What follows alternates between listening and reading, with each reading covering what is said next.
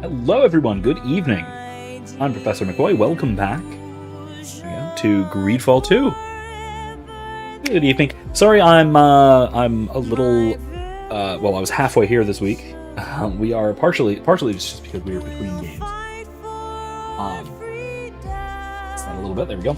Partially we're sort of between games, right? And it's a perfect timing to be between games because I'm also about to start the semester, so... we're only doing Greedfall this week. Don't expect another stream this week.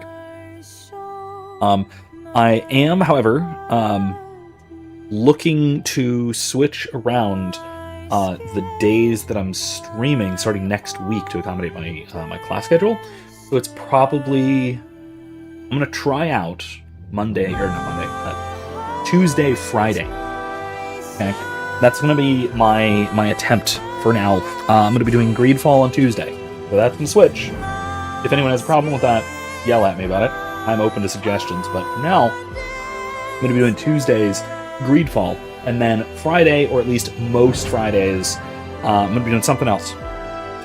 Something else. For now, it is going to be, I think, the Stanley Parable, unless you guys really want to see something else. And then maybe The Witcher 3. Thinking about The Witcher 3, I'm really gonna have the bonk overlay on like quick draw. I might even have to map it to a mouse button or something, because it's... Or I guess no, it'll be... Oh shoot, I'm playing that on controller. Uh-oh. I'm gonna have to map that to a controller button.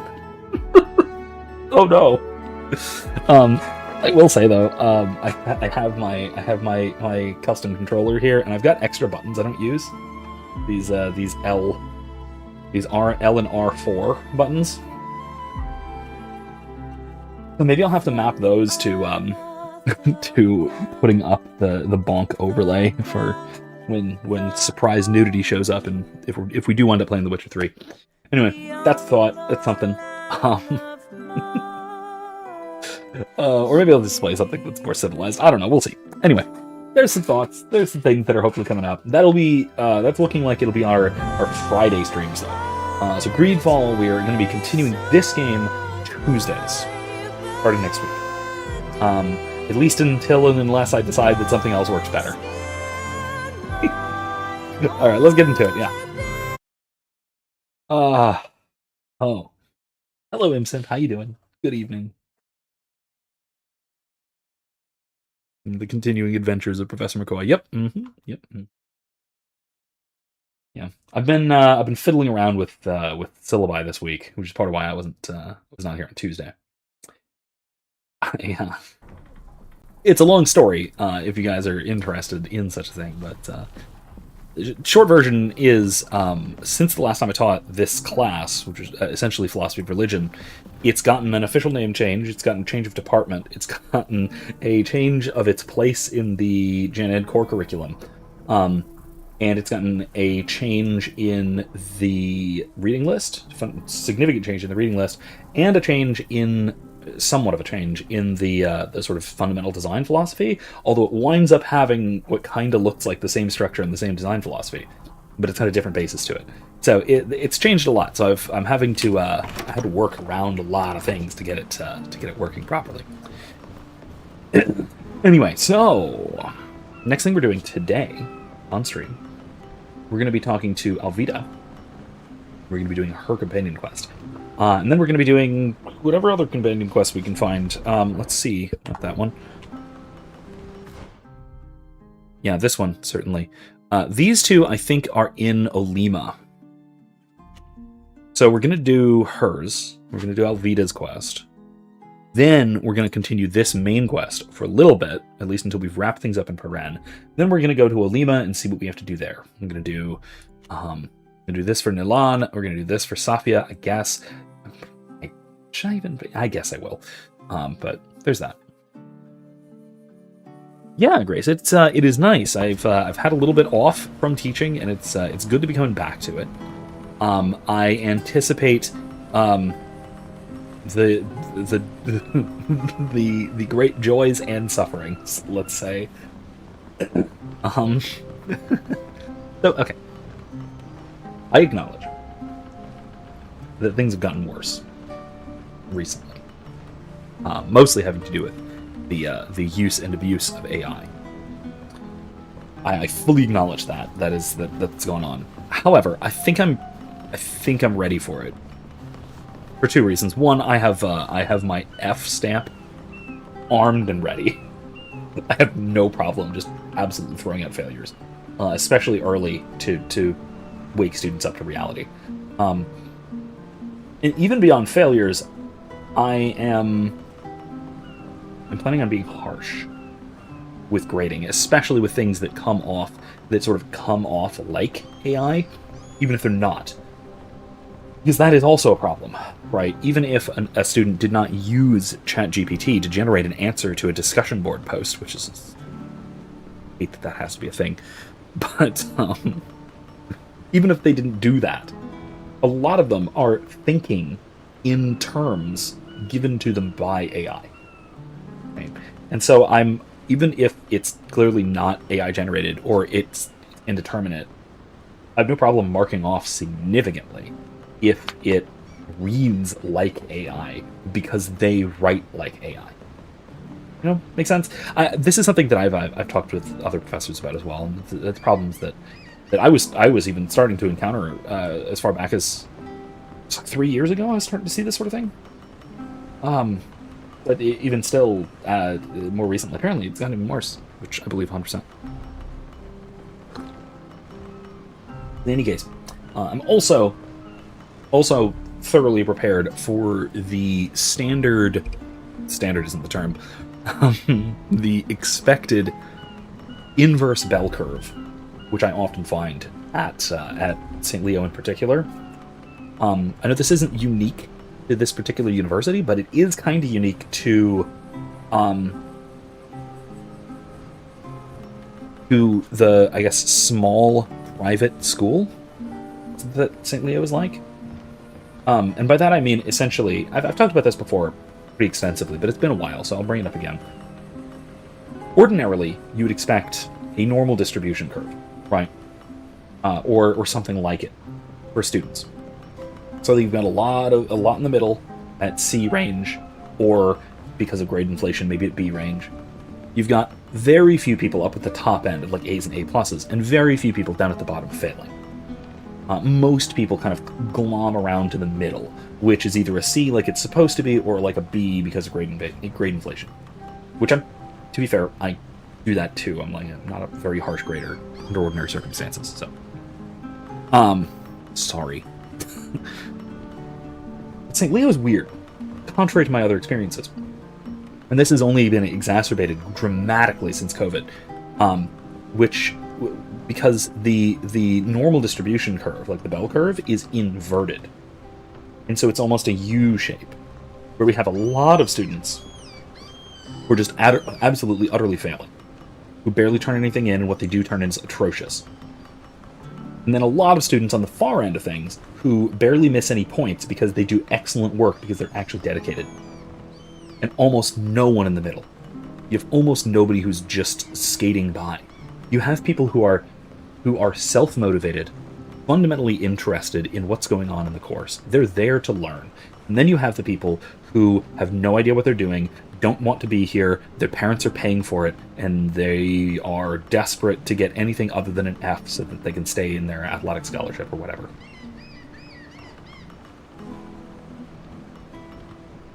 We have this bizarre dichotomy. So again, I'm prepared for this. Again, I'm psyched myself up for all of it. Grace asks, does the campus you work for not invest in AI catching software for academic papers and stuff? Oh, yeah. I mean, sure it does, but... And even still, I can then just, ironic as this might be, run it through Grok, which will tell me whether it's AI or not, and it's quite reliable at that. And even, in my experience too, it'll even tell you what AI generated it with reasonable reliability. So again, if I have suspicions, I can check it. But the problem with AI generation is, and has always been, I foresee this will continue to be the problem, is that it's not provable in the way that plagiarism is. Traditional plagiarism is very provable. You find a direct quotation that isn't cited, you find the source of the quotation, and you say, hey, this is from this source, and you didn't cite it. Double F, no retakes. Simple as that. Whereas for AI, maybe you just write like that. Maybe you're just an awful writer and you write like a stupid robot. And therefore it's, strictly speaking, unprovable. Now you can do things like put prompt poisoning stuff in your prompts and whatever, in your essay prompts and whatever, which I might do. I might do some of those tricks if I need to, but again, if you actually tell you what, I don't know if you saw this. It is a video I did a while ago, maybe a year ago, somewhere in between 1 and 2 years ago. So this is a little bit outdated, but it's still relevant, I think. Where I had ChatGPT and Grok, the latest versions of both at the time, generate papers based on my assignments and syllabi. I graded them. I went through them all on recording, and I graded each of them. And I'll tell you, let me turn down my microphone a little bit. I feel like am I boosted too loud a bit? Yeah, I'm up 8 decibels. That can't be right. I'm gonna bump that down just a tad. There, that might be better. It looks like I'm peaking. It's giving me red bars. Anyway, sorry. So, as I was saying, I went and I graded all of them. None of them got better than a, on my lax first year undergraduate grading scale, very low B. And that is completely ignoring the whole, is this AI or not question. That is just grading as if it were written by a student in 2019. Or whatever. The last normal year we had. And oh boy, it was, they have errors. And they don't just have errors like hallucinations, which happened a couple of times, but they also, beyond that, they have persistent problems in how they write. And the biggest issue is taking a position. Like, an AI will not. You almost can't get it to. You almost can't force it to take a position on it. Which I always demand for my papers. So, yeah, there you go. I'll also demand it of my discussion board responses, which... Go to hell, AI. Robots.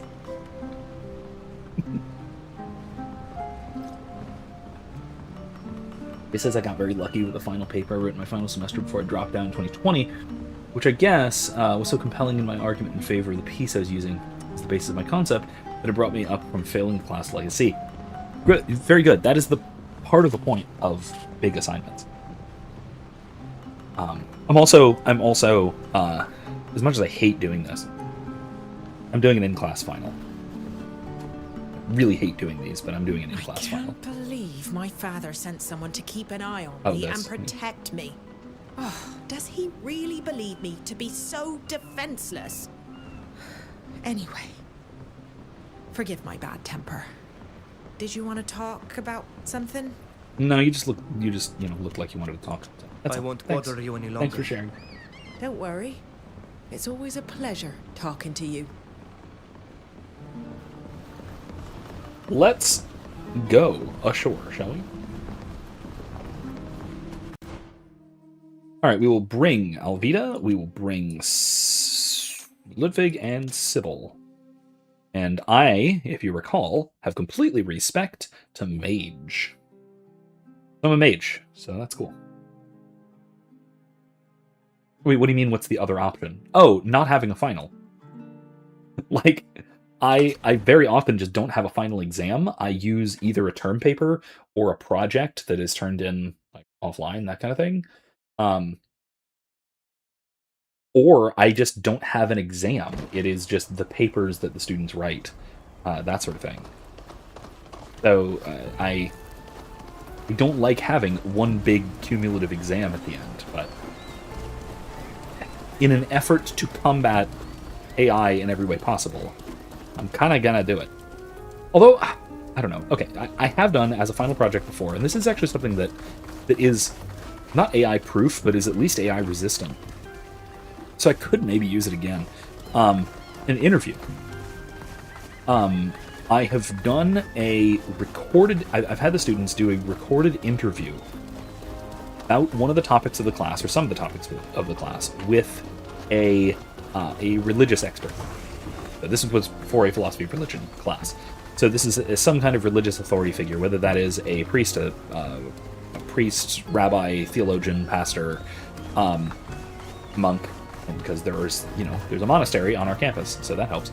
But basically, somebody who is an authority in the area of religion, they are to interview them about one of the subjects or one of the topics for the class. They submit the questions and follow-ups and that sort of thing beforehand, and I evaluate the interviews based on how well they interact in terms of, like, are they asking useful and important questions that are relevant to the course material, and then how well they handle follow-up questions and that sort of thing. And then there's a basic reflection at the end, which an AI would have a really hard time doing unless they're going to have it, run through and transcript it first, that sort of thing. So, anyway, I might actually do that.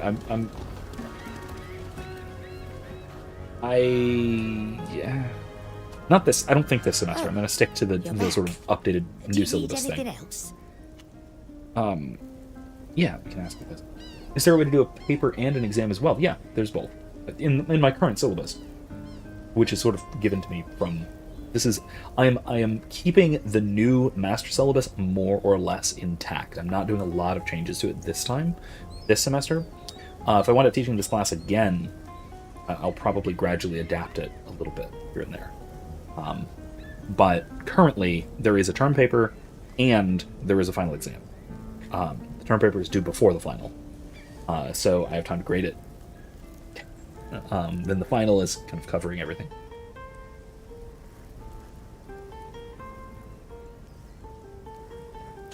Do you happen to know anything about a ship that was wrecked not far from this village? It happened a few years ago. A rather large cargo ship sailing up and down the coast sank, not far from here. No. Sorry. I don't recall hearing anything about that. That was a lie. We will take our leave. That was a Goodbye. lie. Goodbye. That was really awkward. Like, did you hear that in her voice? Am I going crazy? Is that intentional? Anyway, yeah, Grace is the only thing I can think of for having an exam with an essay section. You don't want to already do that when you're done with them. Yeah, I mean, there are... the final exam is going to have short answer questions as well, like paragraph length, roughly. So there is something like that. There is a component that's that sort of thing. I'm gonna scoot this over so I don't have the dang scroll bar. That's better. Okay, cool. Anyway, that's bugging me. But anyway, yeah.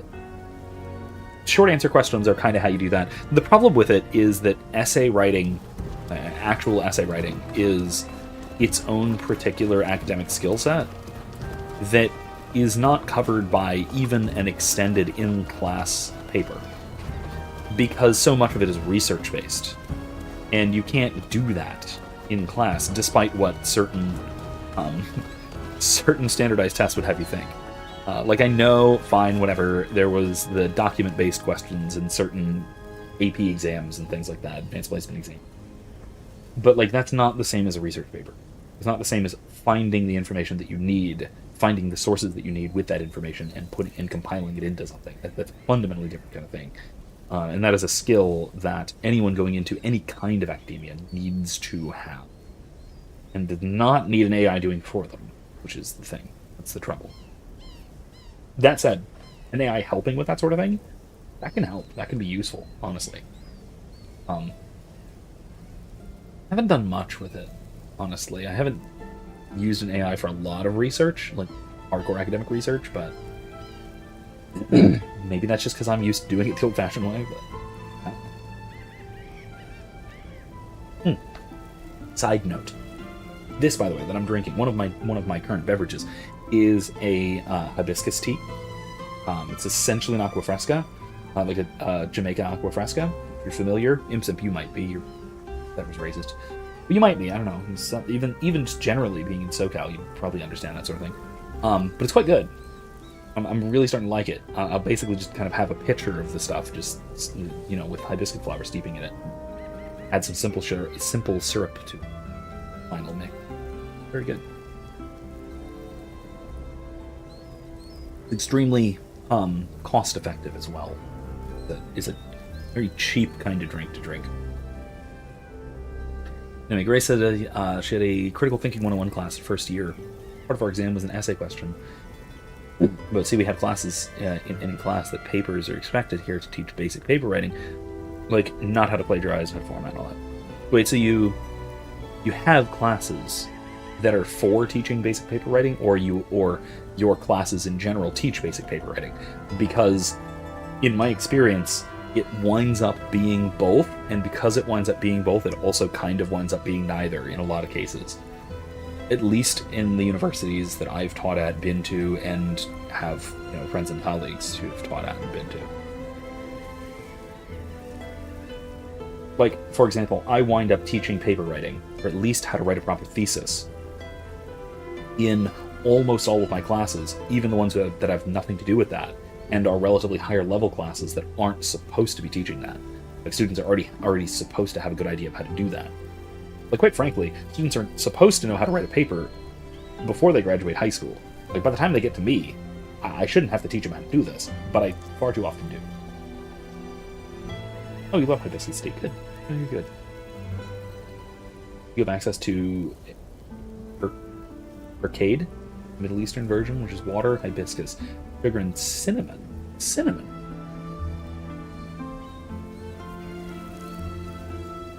Yeah, I can see that. I can see that working quite well. I might try it. You may have inspired me to try something new. Neat. Alright, let's see if this guy knows anything about our ship that we're trying to find. Happy to see you again. What can I do for you today? Oh, no. Okay, fine. The Sumables. I got some high explosives. I have one. I'll get some more. Might need them. Memory stone. I don't need more of those at the moment. Potion. Ingredients, quest items, goods, equipment, disguise. No, that's it. Okay. Anything to sell? Oh yeah. Sell all this stuff.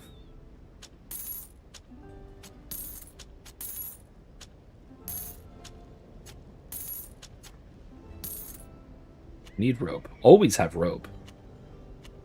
I'm gonna keep these in case they are necessary or useful at some point. Alright. Yeah, well, he doesn't know anything about anything, so that's fine. Anyway, the other reason why I've been struggling through getting these classes set up is that the university is not only changing the gen ed requirements and changing how this general class is set up and taught, which is already a thing that I need to get set up and prepare for, but also is switching from using D2L to Canvas. It's using a different kind of course software. Now, luckily, I have used Canvas before plenty. It's what USF has used for as long as I've ever been there. So going back at least to 2010, it's been using Canvas. So I'm kind of used to it. But it's definitely different. And it also means that I can't just import my old classes, that sort of thing. I've got to make things fresh. And then I have the related problem of Canvas's worst flaw, which is its accumulation of cruft. Canvas has a problem with multiple copying things. Like, it'll copy multiple versions of something when you go to set something up. Like, its default function is not to delete old data when you replace it with new data. It just keeps copies and copies and copies of everything, and that slows everything to a crawl. So that's a big problem. It's a software problem. And so I encountered my own issue with this. Because when I went to go and set up the class, first of all, in the back data, I found a bunch of redundant stuff that I had to get rid of. And then, when I went to copy, because I'm teaching four identical classes, one prep, four classes, it's the term. And so, I set up one completely, got everything all set up, got everything interrelated and laid out like I want the students to see it, yada yada yada. And then I go to copy it. I was thinking, hey, great, this will just replace what's already there, right? No. The copy of Section 1 copied into Section 2, but it kept everything that was already in Section 2, and it now had 2 copies of literally everything in the entire course, including all the stuff I wasn't using. Then, it got worse, because there's no way to mass delete. There's no select all or delete all function in a bunch of different sections of Canvas. So I had to go in, manually delete each each particular single item in a lot of these, like, massive file directories. So that took a good, I don't know, just deleting everything and copying over to replace it for 4 classes took at least 2.5 hours. That was after I was already done building the class. Like, it was something. This guy might know something. Do you live in this village? Yes, I was born here, I grew up here, and as you can see, I'm still here. I'd have a hard time living anywhere else in my age. Why, are you thinking of moving here? Little new blood wouldn't hurt. Okay. Have you heard anything about a shipwreck in the vicinity? You're gonna need to be more precise, child. Shipwrecks with all our deadly reefs happen all the time. We're speaking about a Is this guy ship possessed? transporting merchandise along these coasts that must have wrecked a few years ago. Now that you speak about it, that does ring a bell. The storm without clouds. What? Storm without clouds. It was night time, and we heard thunder several times, so loud that many woke to it. But there wasn't a cloud in the sky. Explosions. The next day, we found the wreckage of a large ship at the bottom of the cliffs. Bodies, too, poor folk. And all sorts of debris. I doubt it was due to a storm. Really? We shall leave.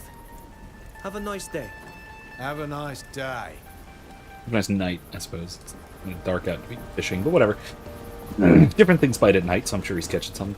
Anyway, yeah, Grace also learned to do MLA format, proper citation, yada yada. Yeah, that's the thing.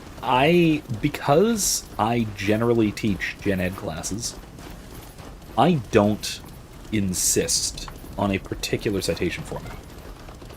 Right? Like, I typically use Chicago, which is the standard for philosophy, for history,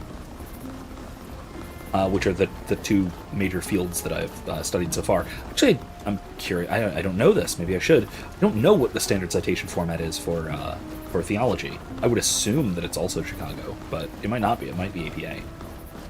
But in any case, I don't insist on my students using a particular citation format. They are allowed to use what I always tell them is, I encourage them to use whatever their major department typically uses, so they can use my class as practice in doing it correctly. Because I am familiar enough with all 3 of the major citation formats that I can, in fact, grade them and, tell students whether they're doing it right or not.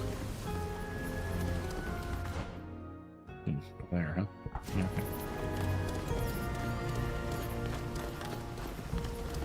Warehouse. In there.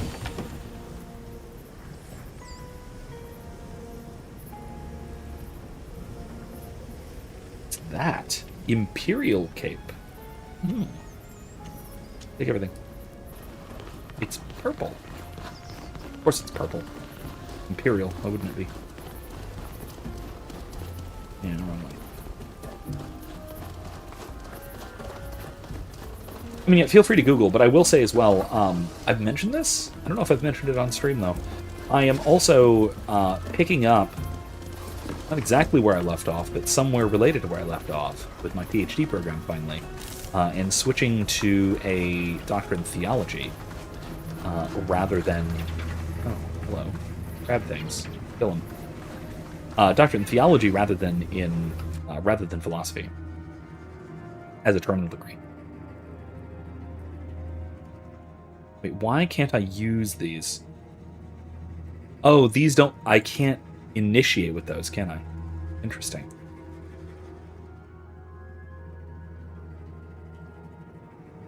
Interesting.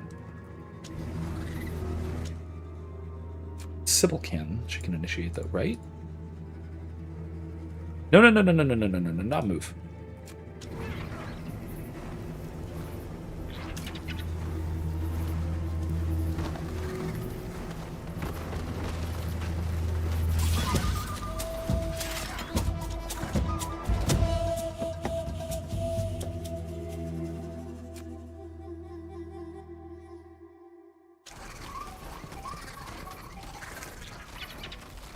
Can we just do this already?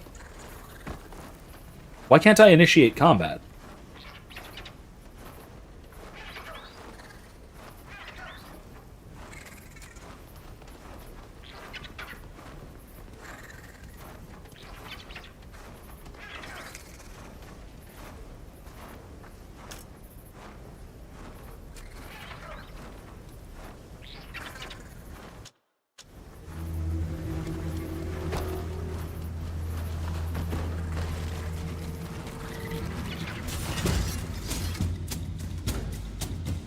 They're not... Why are we not fighting?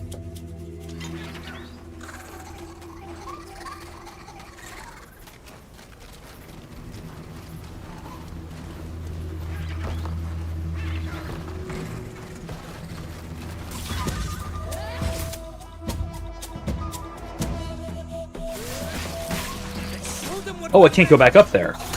Well, that explains, I guess. Unfortunately. Alright, fine. Dang, that's... Okay, whatever.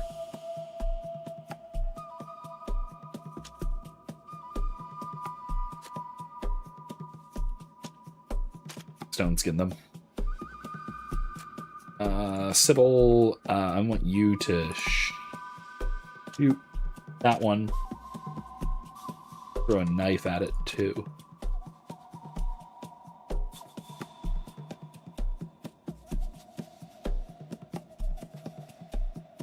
And then backing you. Vita!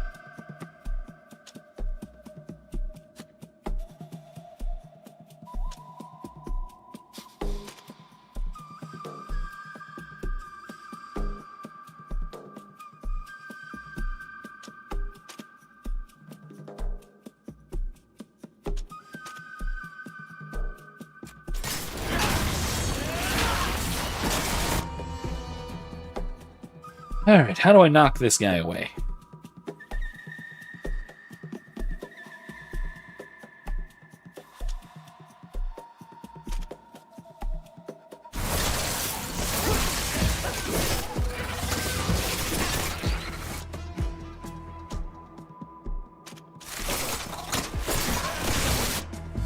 Okay.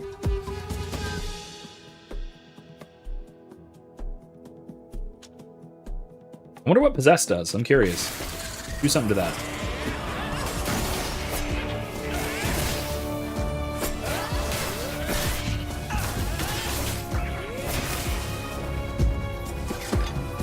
Neat.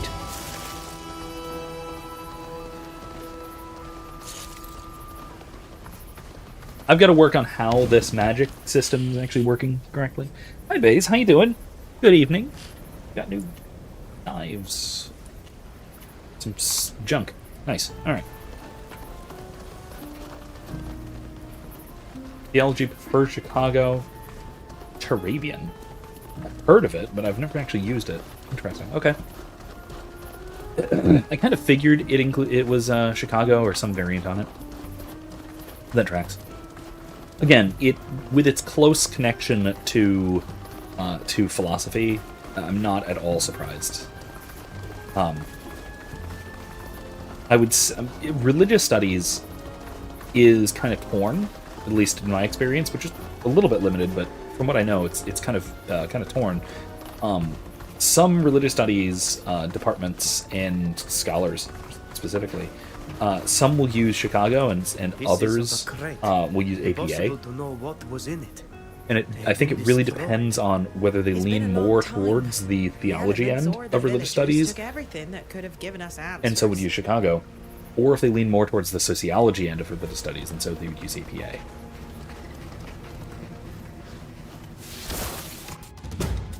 Okay. Cutting charge. I don't do cutting charge.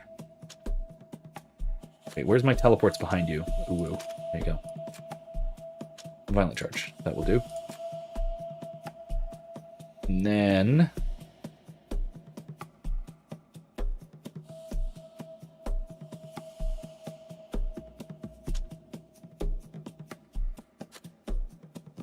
I want to try this thing out, but I don't want to use up all of my AP right away. I'm going to possess that thing. Only a fool dares to attack a Devest. Attack this guy.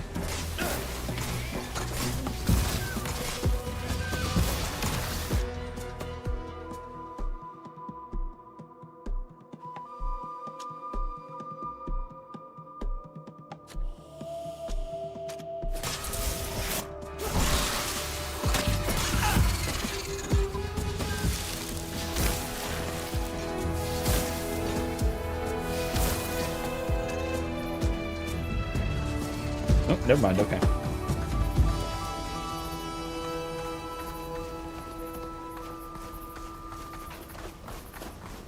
Yeah, I too am feeling relatively better, I will say as well. I had some issues this weekend. Yeah, I had a tremendous migraine, which resulted from a toothache, which resulted from something being stuck between my teeth that I didn't notice until hours later. Which, let me tell you, that sucked. but basically, it passed pretty quickly, or quickly enough. Like, once it was, the root of the problem was resolved.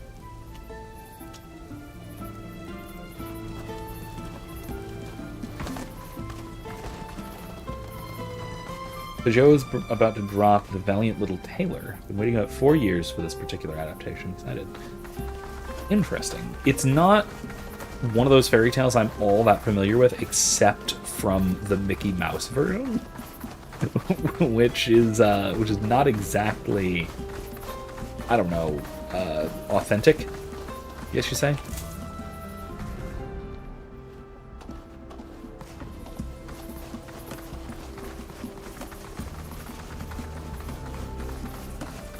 What's that?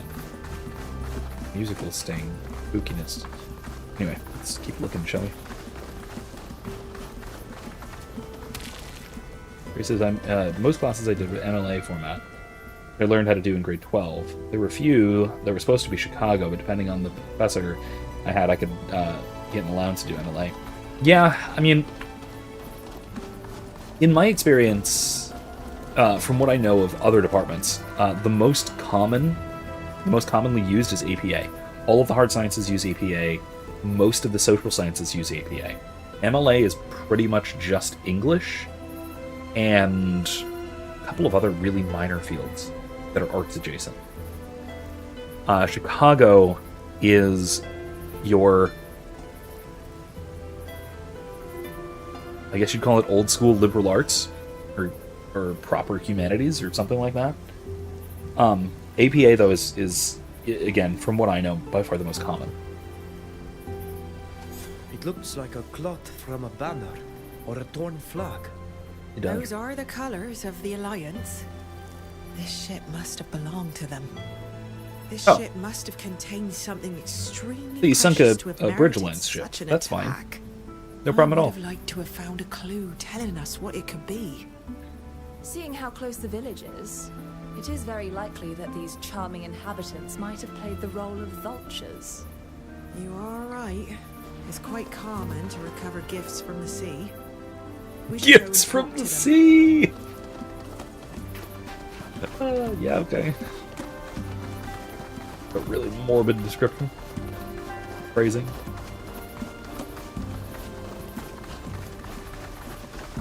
Yeah, MLA's got two weird things about it. One, it's by far the least used in academia, but also it's the one that everyone learns in high school. And I'm honestly not all that surprised to hear that that applies in Canada as much as it does in the US. I don't know, maybe it's just because we learn how to write essays in English class, and so English departments get the priority as to what citation format to use, or something like that. I'm talking to her, because she was super suspicious last time I talked to her about it. But it's really weird that by far the least used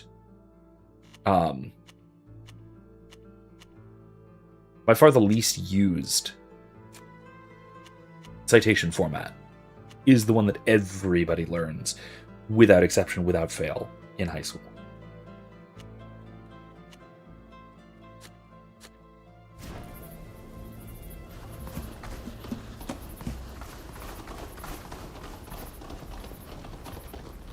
Oh, you're back. Do you need anything else? Yeah, actually. What can you tell us about the wreck just north of the village? Nothing at all. I've always said I don't know anything about that wreck. What do Really? you mean? Why do you say you've always said that? Members of your guild and even local soldiers questioned everyone at the time. I knew nothing about the wreck then, and that's still the case. I don't understand why you've come to talk to me about it now.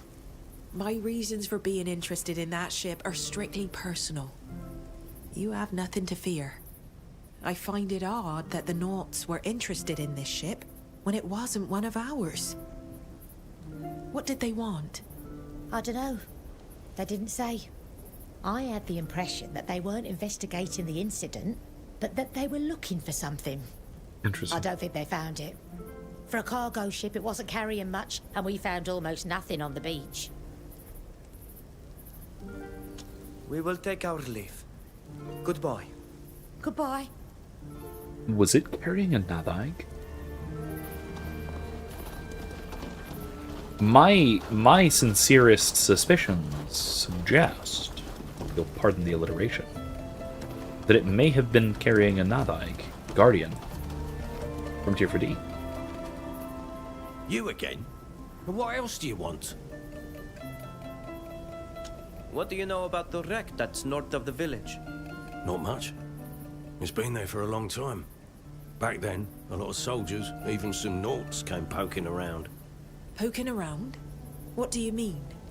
They go snooping around, asking everyone questions. They were investigating, they said. But it seemed like they were looking for something. We shall leave And that now. tracks with what I've heard. Thank you for your welcome. That's it. Goodbye.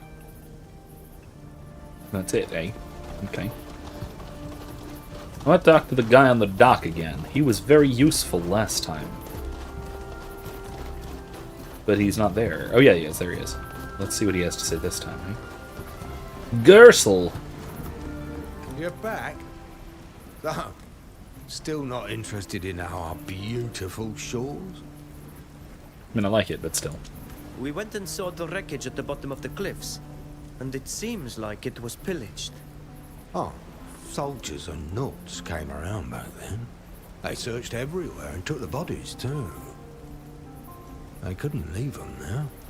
But I know from experience that the local inhabitants are always the first to arrive on the coast after a wreck. Either to bring assistance to the survivors, or carry away the gifts from the sea. Both. Do you know if that happened this time as well?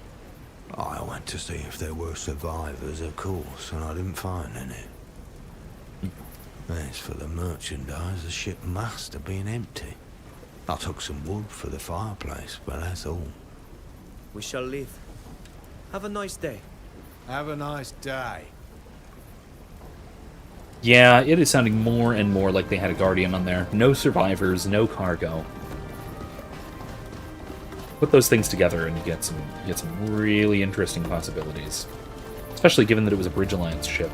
We know how those bastards are. Hello? How can I help you? Are you lost? You're armed. what do you know about the shipwreck located at the foot of the cliffs near the village? A shipwreck, you say? Really? I never noticed that there was one there. We were told that the villagers recovered quite a few things after the shipwreck that took place a few years ago. Did you take anything?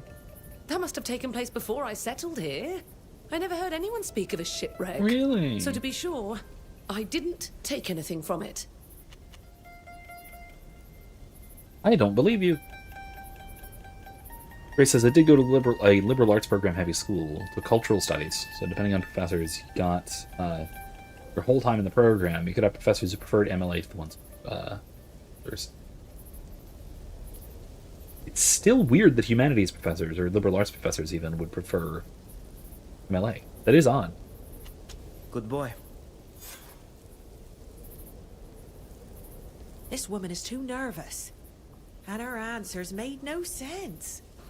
She is hiding something from us. My dear Alvida, I fear we'll get no further talking to her. Let's spy on this kind little villager. She will betray herself eventually. Oh, we're just gonna lurk over here for a while? Okay. Here, we'll have a great vantage point to observe the movements of our suspect. We're just gonna lurk for a bit, hey? She's coming from the town. We should follow her.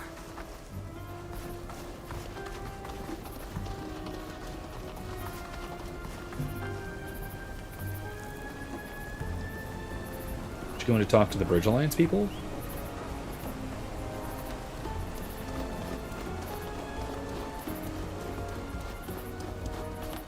No. Leaving.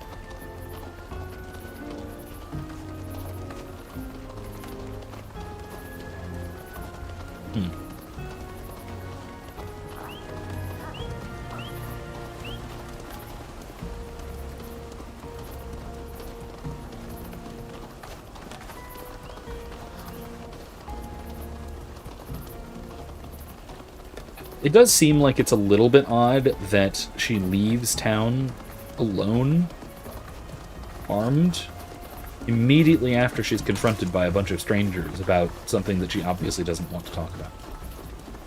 Certainly weird.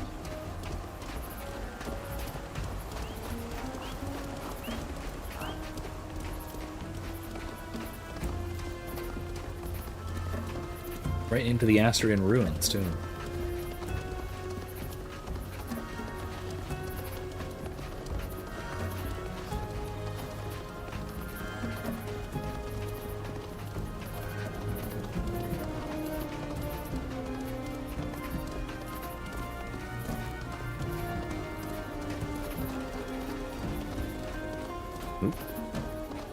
Going off the beaten trail, huh?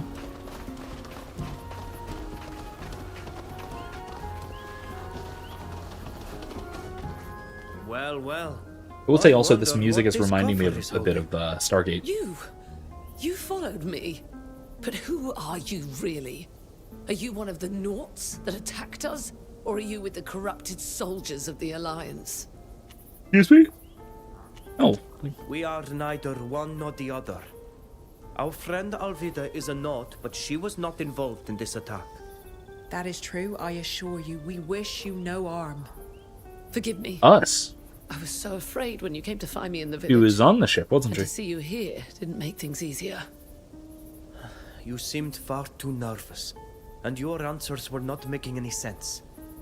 We decided to watch you, and we were right to do so, it seems. She was one of the sailors, wasn't she?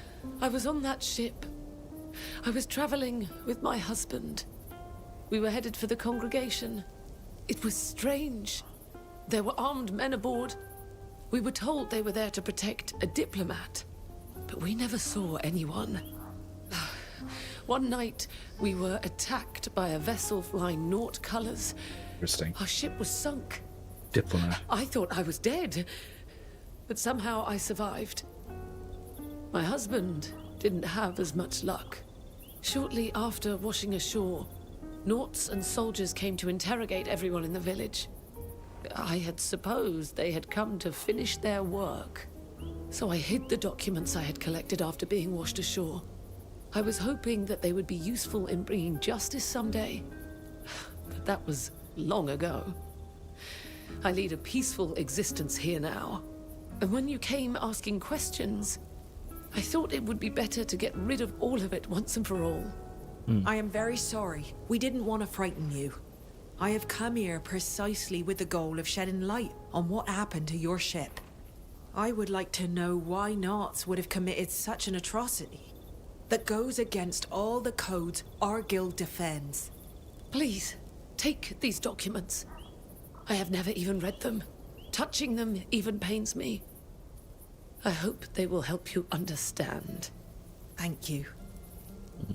Thank you so much. She left a chest. Or I guess she was coming to dig them up. Okay. Funny diplomatic mission order. You are hereby summoned to journey to Perrin and meet with the Duchess Frida von Wallstone, who officiates here as a diplomat for the Empire. Interesting. You'll be charged with negotiating a truce, thereby securing the foundations for a peace agreement between our two nations.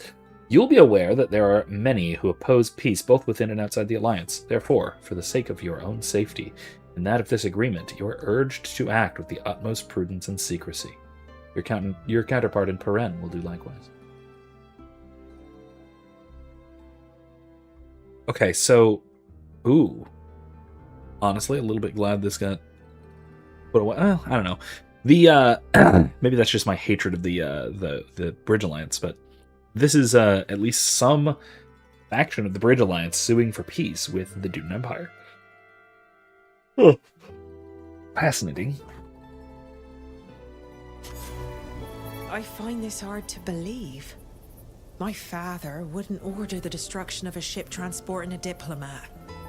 Why would he have been working against a chance at peace? My father can be vain, but he's not a warmonger. Is he?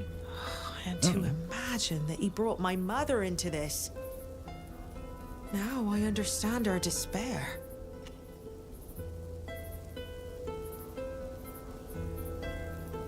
Let's not. Don't you think it's a little early to be accusing your father? There must be factors unknown to us at present. Perhaps, yes. Even if what these documents spell out seems all too clear. Thank you for accompanying me and your support in this investigation. I couldn't have done it without you. Now I am going to need some time to think all this over. Okay. Maybe leveled. Certainly interesting that we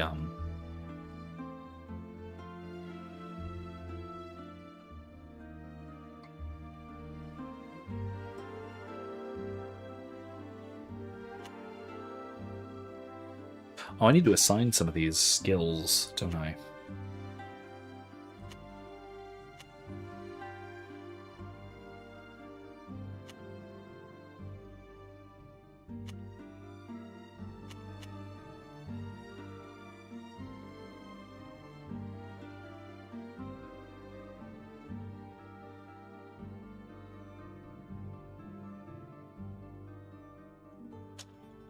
That sounds cool.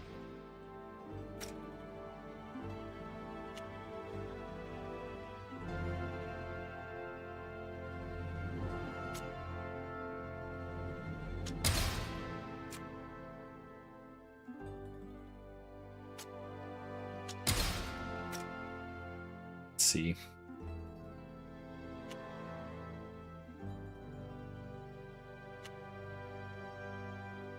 Power to allies in contact with the enemy and dealing a fatal blow.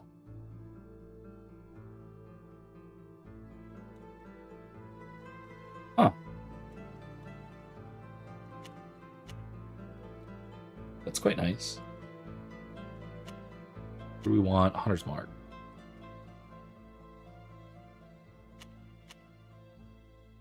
Ooh, or we want posture improvement. Okay, increases damage dealt by 3%, crit chance. Yeah, let's go damage dealt, shall we? Yeah. And then this one, Avatar of Destruction, increases damage dealt by 50%. Basic attacks break 1/2 shield for 10 seconds. Woo! That's very nice. I'm looking forward to that. Okay, protector stance. Armor by 3%, magic collection by 10%, or Iron Jaw. Sacrifice all the caster's shields. Inflicts physical damage equal to the amount of armor from the sacrificed shields, breaks enemy shields. Not actually that great. I don't love that. This one. A shadow impact removes target's favors. Yeah, alright, I'm digging it. Do that. Attributes, endurance. Let's go with focus. Perception, I guess.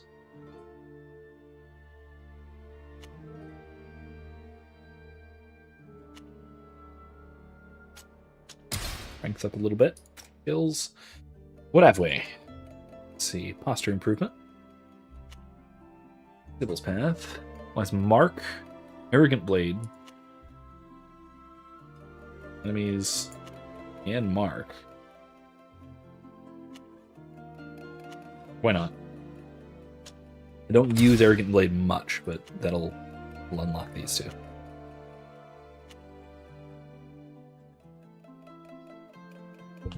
Cool. Okay.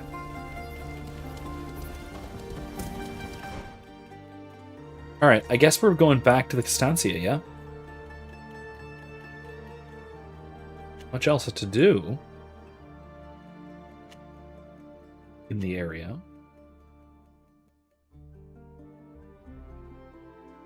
Yeah. Oh.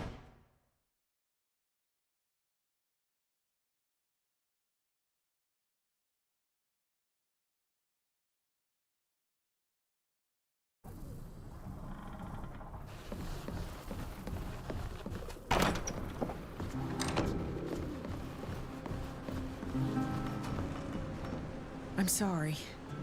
I'm still processing what we've learned. The thought that my father could have given such an order is deeply painful to me. Yeah. Well. I mean, to be fair, I kind of understand. Don't worry. It's always a pleasure. It would dramatically upset the balance of power on the continent. And for the Naughts, that's quite dangerous. Especially if one faction or another was likely to try to interrupt their sort of shipping monopoly as well. Another possibility. Let's do this one. Back in Paran.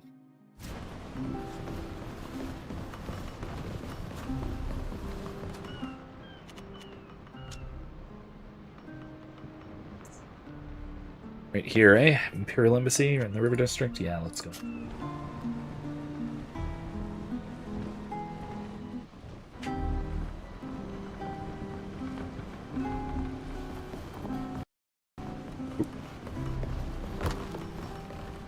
Tripped. Here we are, off the coast of the proud cities of the Congregation. Alright, so let's go back to our normal party. Fast, I guess? Yeah, that'll work.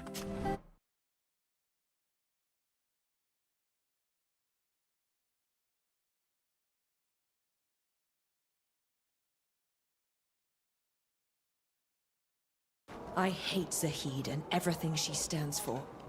I'd give anything to see her behind bars. Sooner or later, we'll put an end to her shenanigans. Permanently. Using the word shenanigans in such a serious manner is kind of silly. As devouring magic characters in the area of effect. Yeah. So heckin' keep the focus up, endurance, agility. Endurance, she needs it.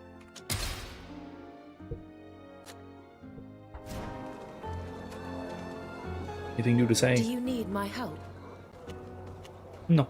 Okay. See you later. It's my pleasure. Okay. Go to this Imperial Embassy, shall we?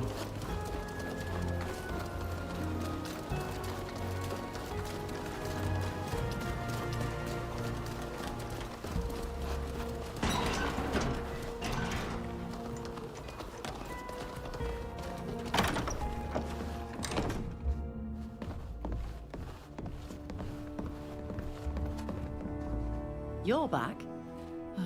What do you want?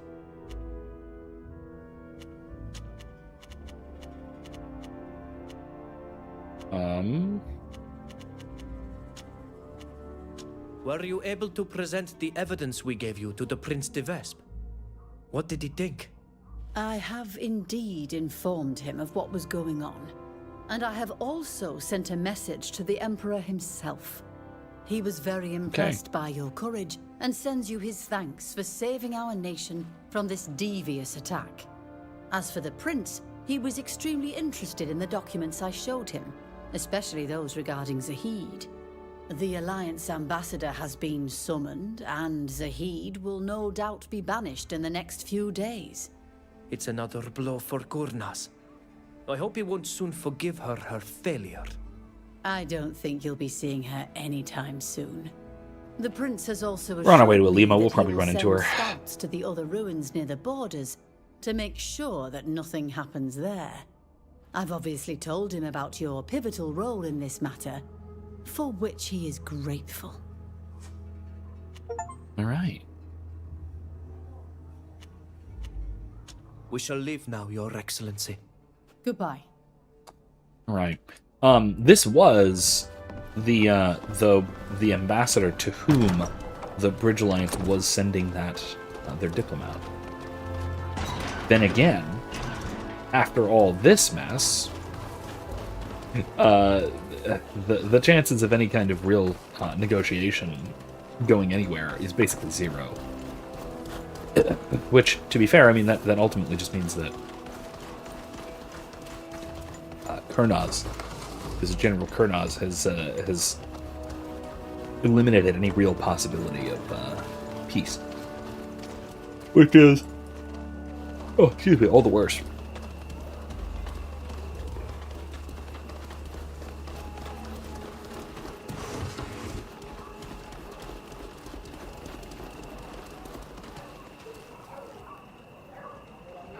That is a kickin' hat. This one, the very Solomon Kane-esque one, yeah.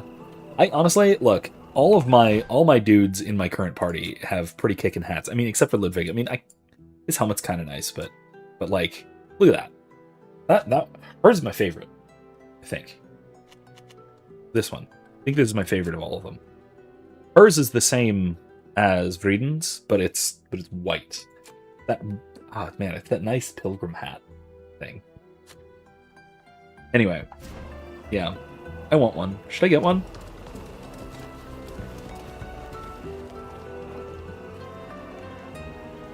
Can I go?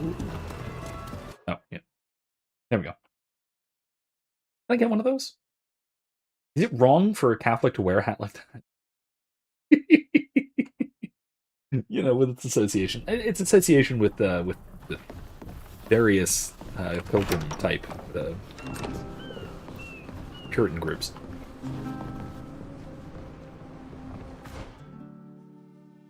Alright, so we got Kurnaz's plan.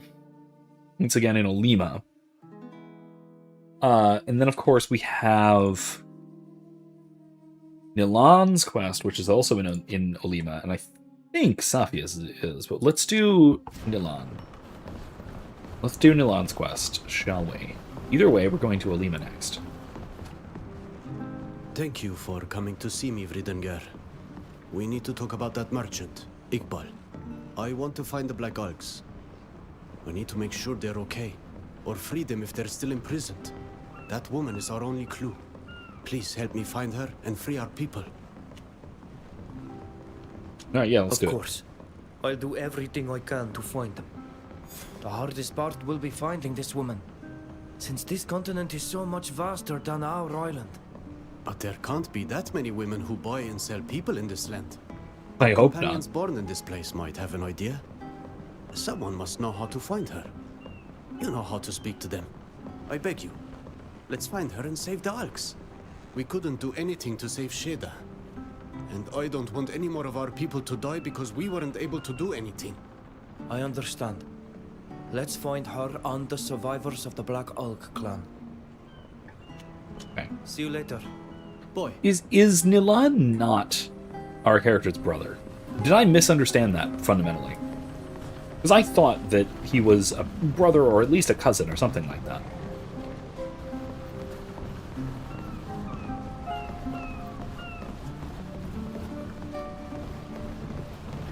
Now let's just go from stern to mast, or stern to bow. I'll tell our companions about this. Anyway, Imsimp, I was mentioning earlier something that you might have some, I don't know about expertise, but familiarity with. Jamaica Aqua Fresca, basically. Agua Fresca, whatever. Sorry, I'm thinking in Latin again. It's a hibiscus tea. I usually just make it in a batch at a time in a pitcher and just add some simple syrup to it, glass by glass, to sweeten. But Grace recommended adding cinnamon, as for Middle Eastern recipe. I might need to check that. I might need to try something like that. Either way, it's good. May the enlightened forgive me, but when I think of men like Kurnaz and his scientists, I sometimes doubt his goodness. They're truly willing to do anything to rule, including inflicting torture and carrying out the most horrific rituals. Jamaica, whatever. Fortunately, we were able to put an end to their plans. Nope, nothing new, okay. See you later. It's my pleasure.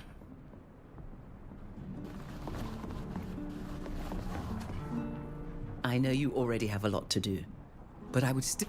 It's not really the moment. Of course. No, nothing. Okay. Bye. See you. No. I don't mean cinnamon aqua fresca. That, yes, I know that is horchata, which is technically it's rice water, differently, which is a bit different than Jamaica, which doesn't have rice. It isn't typically rice water, is it? For mine, I put the flowers in a pitcher of water and I leave it in the fridge until it turns dark purple. Am I doing this wrong or what? You'd rather have plain water over Jamaica? Wow, okay. Alright, fine. Wait, is it supposed to be rice water? Oh. Oh. Maybe I should try it like that then. I don't know. Interesting. I didn't realize that.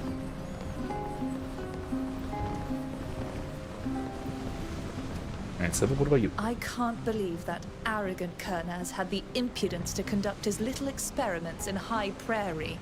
On our land. If that wretch thinks that our neutrality will prevent us from retaliating, he is sorely mistaken, I assure you. Do you know Iqbal? The slave trader who sold some members of the Black Olg clan? Darling, I don't keep company with people of her ilk. But I must admit that her name is not unfamiliar to me. I think I heard it in my uncle's circle. I'm sad and ashamed about it. But some of Peren's nobles love the idea of owning enslaved people from faraway lands. Really? Even Peren? Hey, I'm gonna ask. I'm not gonna try approaching her uncle if I can avoid it. Tamarindo and horchata are both very good. I like both of them. The problem is that tamarind water and horchata are both relatively challenging to make, or at least time consuming, or labor consuming, much more so than wine. If I'm just talking about doing hibiscus tea, it literally just means I take a scoop of hibiscus flowers, I put them in a pitcher that I fill with water and throw it in the refrigerator until it turns the color I want it. The only actually work that goes into it is because I cold brew it. I don't add sweetener at the time. I just use simple syrup. Dump some syrup into it. Problem solved. I thought about using brown sugar syrup, but that might be a weird addition. That said, I do like milk tea with brown sugar syrup. Kind of like boba-esque without the tapioca balls kind of flavor thing. Do you have Not that I have that now. how Right now I we also could find her? my other drink's coffee. No. So. And going to Peren to ask the nobles in question would be a waste of time. I can think course of it would. someone who might be able to help. Really? Who?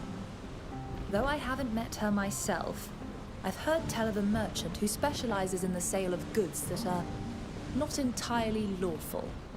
Her name is Deria, and her business may have led her to hear of a slave trade. You are playing cards with a smuggler. Shop on the port of Alima after dark. Thank you for this lead. You are currently See you later, playing darling. cards with a notorious smuggler. Why does Ludwig not know anything about this? This seems silly. Whatever, let's just go to frickin' Lima, shall we? Port over there, huh? Okay.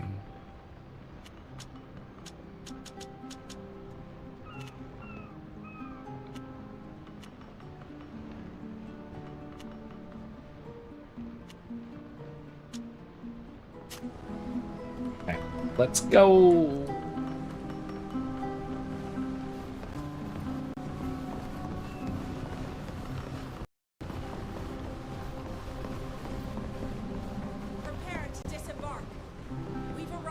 Destination. Where is Olima anyway? Is that it? That's not it. That's not the city, is it? Where's that? I guess. Maybe that is. I thought it was more cliffy. Whatever. Yeah. Yeah, let's just go with Ludwig and...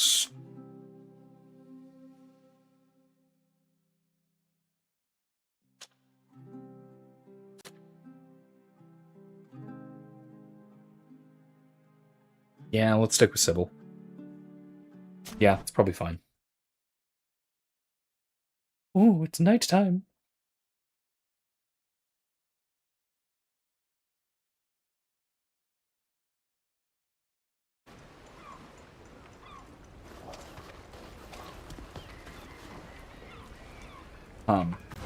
Yeah, horchata, in my experience, I have made horchata before, plenty, and it's good.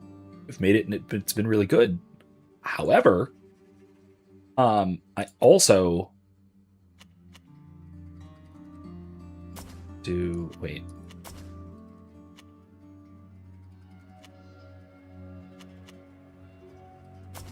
Do that. I also.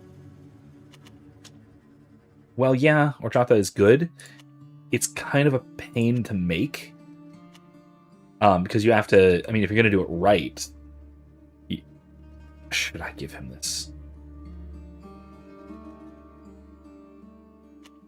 This is such bullshit.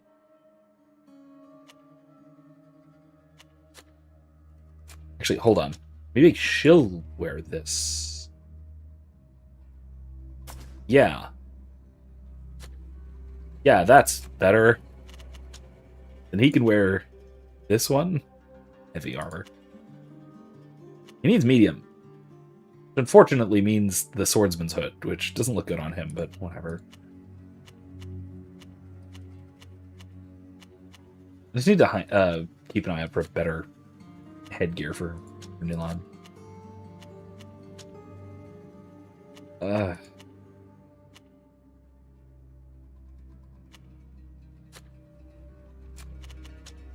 Gloves of the Empire. Heavy nameless soldier. No.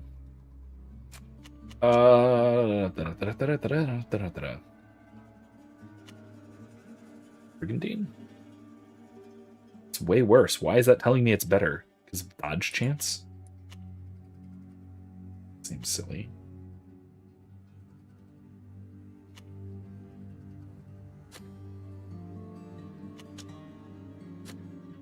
Alright, well, let's just level him up, shall we?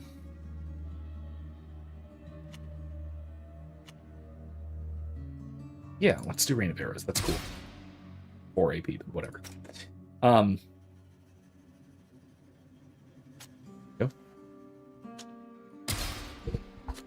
But yeah, horchata requires, if you're going to do it right, blending the rice. And then letting it steep. Again, ideally overnight, with your your cinnamon and sugar and whatnot. Everything you need to make your own equipment, from potions to weapons and ammunition. Whereas tamarind water, you need tamarinds, which is its own separate separate purchase. And that, in which case I might as well just get a a prepared drink.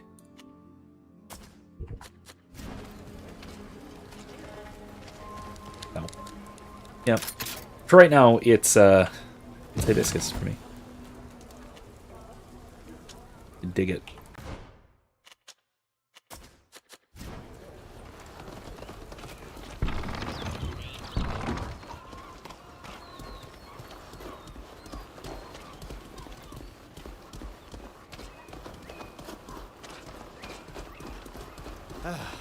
I wonder if we'll finally find the merchant. Where could she be hiding? The slavers know that they are not much loved. They keep a low profile. But we'll find her, don't worry.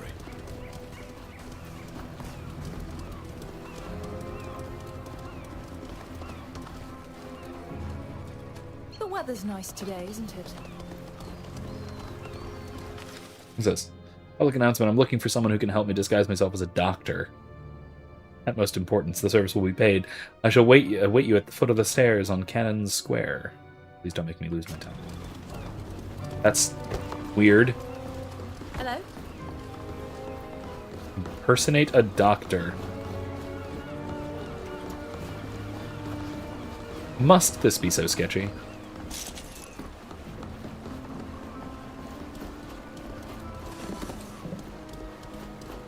This whole place is like this. The weather's nice today, isn't it? Wait till nightfall, I That suppose. infamous smuggler should be here, right? No. She only comes at night. We'll have to come back later. Just gonna, yeah. Let's wait for her in that case. Let's just wait.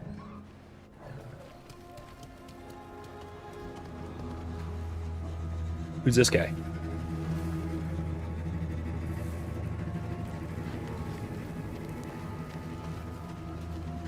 I have goods from all over the world if you're in. Hey. Hello? What can I do for you? Bye. Throwing knives, yada yada yada. Maybe some dangerous and illicit things. Busted the sculptor. Not of any use. Ooh. Legacy of the Tribe. How much do I have? I have way more than enough, so I'm buying it. That'll be nice for Nilan, I think. Doctor Disguise. Look at that. Wait. Acquired stealth level 5.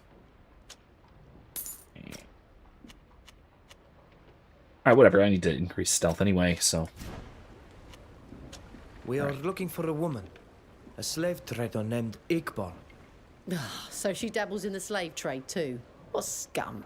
But if half of what she brags about is true, nothing would surprise me anymore. I can get it for you. Anything you want, anything. I guess that even includes slaves. Ugh, some people have no morals.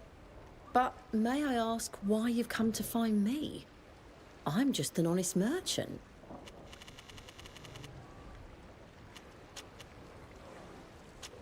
It's her fault. Yeah. Rumors heard about the port. Let's just say there are rumors running about the port. You're said to be a very well-informed woman. I see.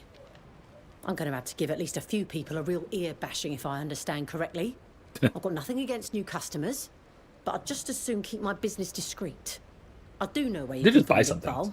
May the That might endear me. She's my competition. She's doing so well that my coffers are almost empty. If you see what I mean. To tell you the truth, we're looking for members of a neighboring clan. This woman, who's your competitor, by the way, bought and sold them just like merchandise. I plan to kill her. Imagine the rage we feel towards her. We'll do anything to find them. I think I see what you're getting at. And if that vulture could come out of this the worse for wear, I wouldn't be sorry about it. Fine.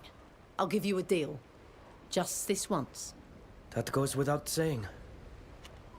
200? Deal. Let's do it. Here you go. Thank you for supporting your local businesswoman. But don't mention me to anyone. And especially don't say that I'm the one who gave you the information. Iqbal owns a house on the north side of the district. I could show you where on your map if you like. Thank you. Perfect. We'll Let's leave you go. to your business. Maybe I should have sold my Goodbye. junk to her, Have a but nice whatever. day. Get some of that 200 back. Is anybody there? Ah! No, please, let's. Since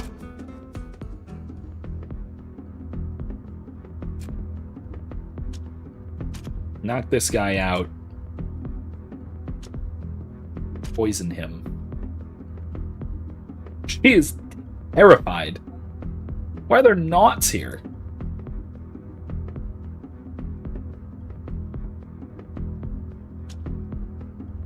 But it's so elusive. You should instead look for the partner we have. Do you remember?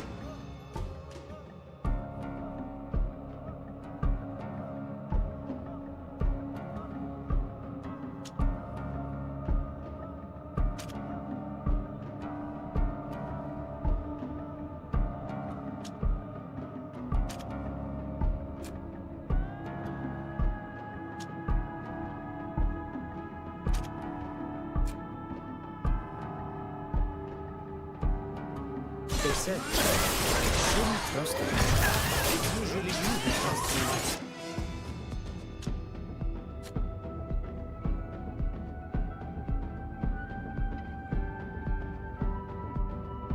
That's fine, let's keep it. We have no choice. We have been going around in circles for too long. That much. I got a bunch of stuff from it, though. I guess I'll just sell all of the junk we just got. Why not? You're back.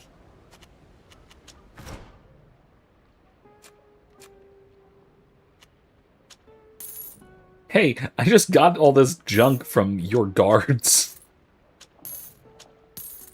To be fair, not all of it, but still, like...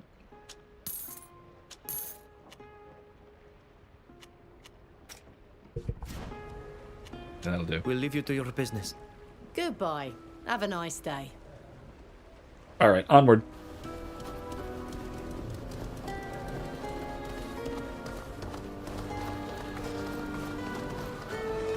See where we're headed. Up there, huh? Okay.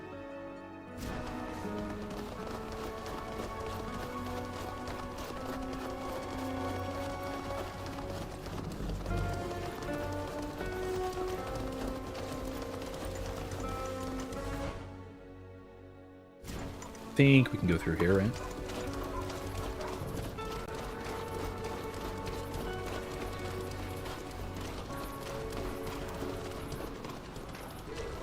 Who's this?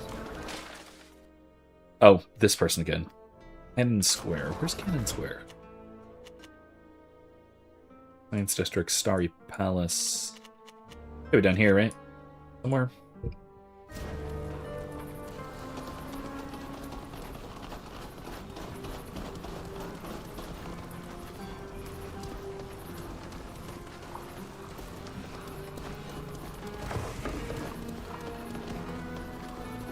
Right, we got a fast travel spot unlocked, so we can get back over here. That's good. Let's move right along, shall we?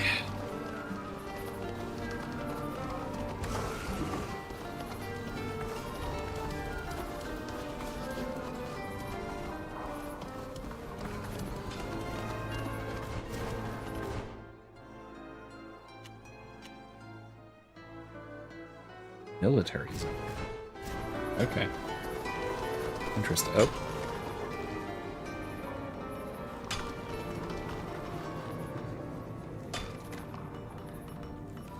We'll just fight our way through, why not? Maybe I shouldn't have done that.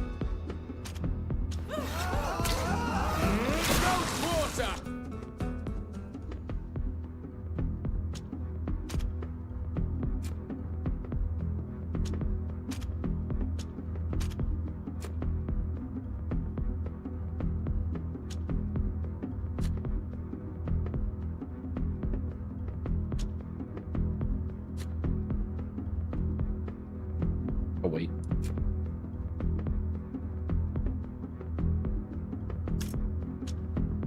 What else we have? Why not have bound for him? Who's this?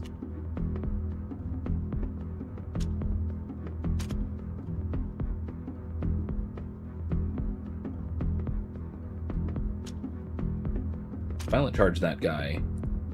Then we're just going to Ludwig's Shadow Storm all over everybody. I'll blow him. Then I think I'm gonna see if I can possess this guy, maybe. Ow.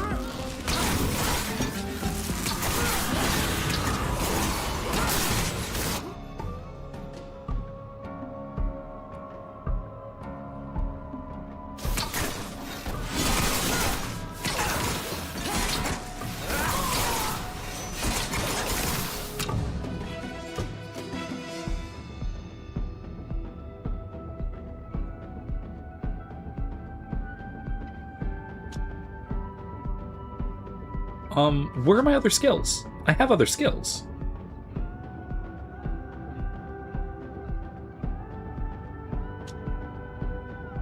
Okay, first aid. Toxic bloom.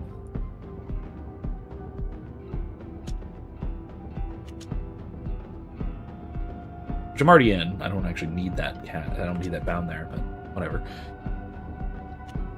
The earth. This is all I got. Okay. All right.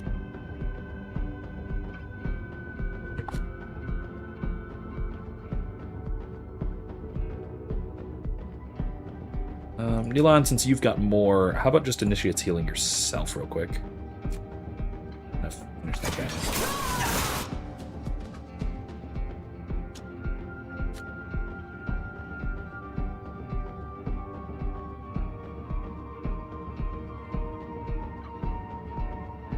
Infantry first.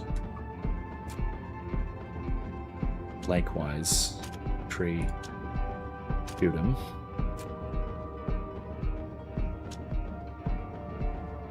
Finish off that guy and then take this. Woo! Bitch him.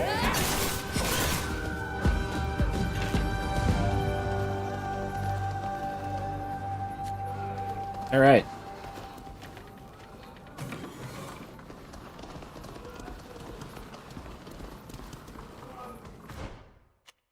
Best way through here. They're both the same, I guess. Let's go this way. I'm already heading this way.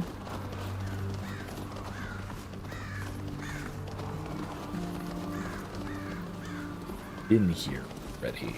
Okay.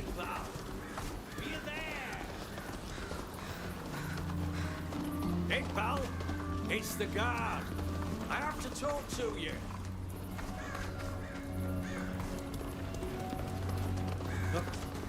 Hey, guard. What does the guard want? What's he doing here?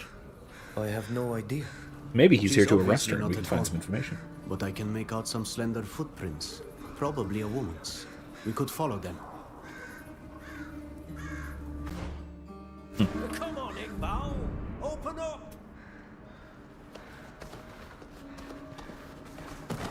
Oh, doesn't look like she's here. I can't do it.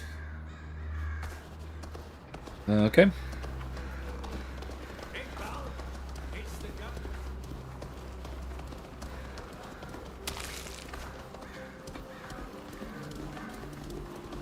Over there, maybe? Is that it?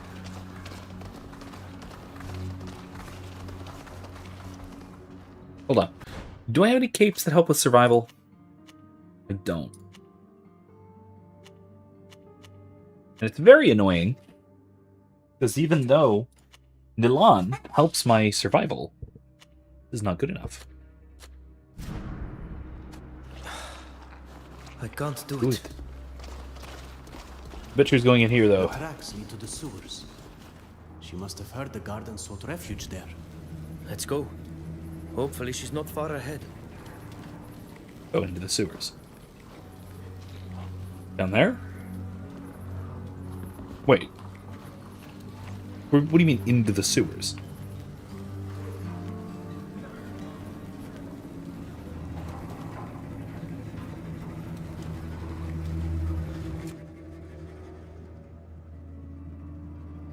Oh, I do need to get past these guys, don't I? Bandit infantry novice. A bunch of bandit dudes.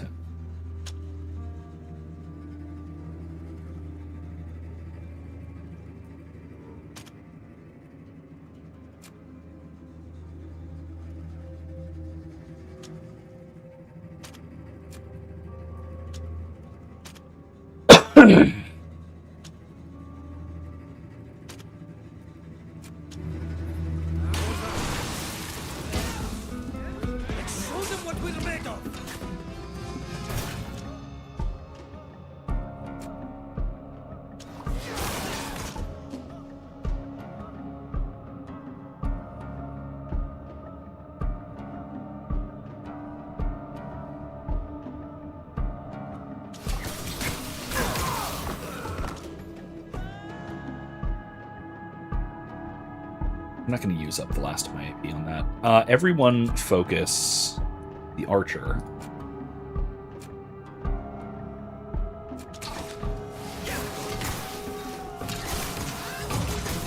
While nobody else can move. And then...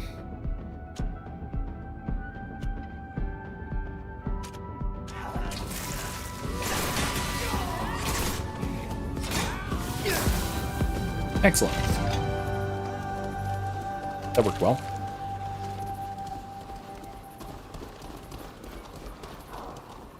For what it's worth, if anyone is wondering what's going on exactly here, and why I'm able to do that so well, I did turn down difficulty a little bit by just turning up. I forget if I turned up player damage or if I turned down enemy hit points, but I did one or the other of those, and it has really eliminated a lot of the slog of combat. It didn't really... It hasn't done much for the, like, difficulty, per se, but it's eliminated a lot of the slog. Because before this, one of the things that had bugged me about this game, especially playing it on live stream, if I were playing this myself, it wouldn't be as big of a concern, just off stream, but on live stream, it's a tremendous pain how long combats take. There's some footprints. There she is! It's her!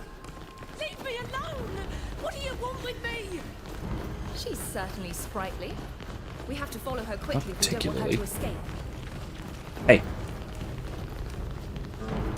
Like. She crossed the gate! Please! Whatever I may have done, I don't deserve this treatment! Leave me alone! Can I... I'm begging you! Let me go! We've stopped her. Can I...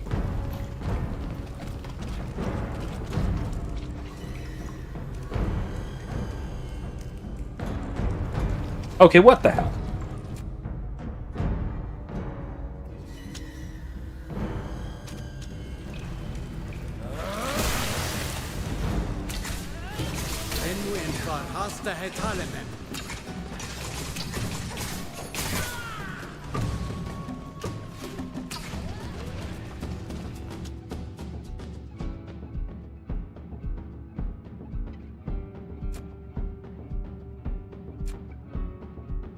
Fall back.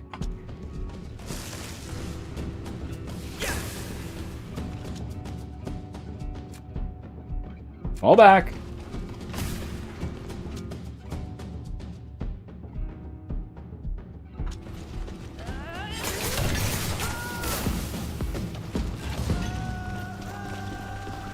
Hey.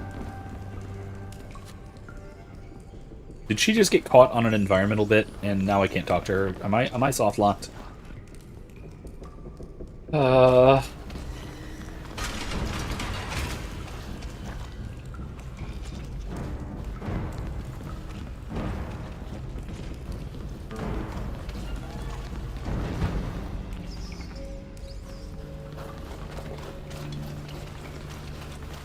Okay, yeah, she kept running.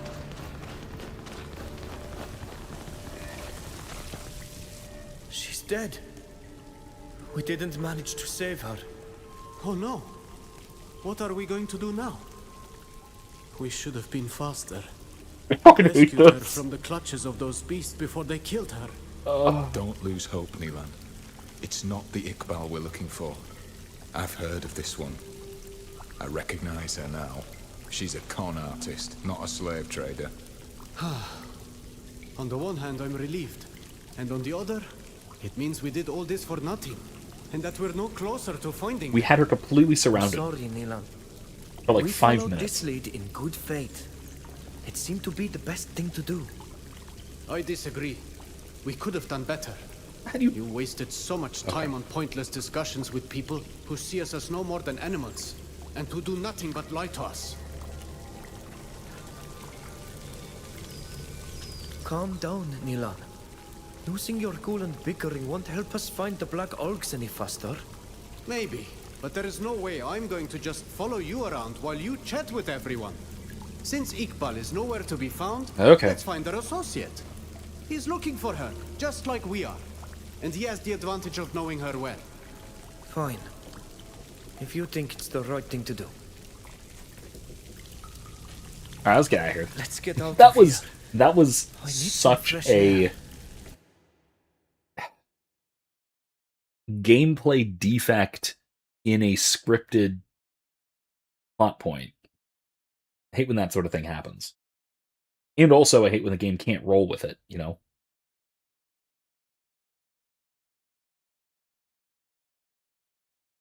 Like when there is one particular scripted outcome of something that... Whoa, jeez!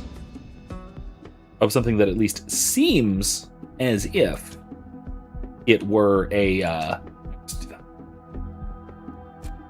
that. That seems as if it were a, you know, a gameplay-dependent change.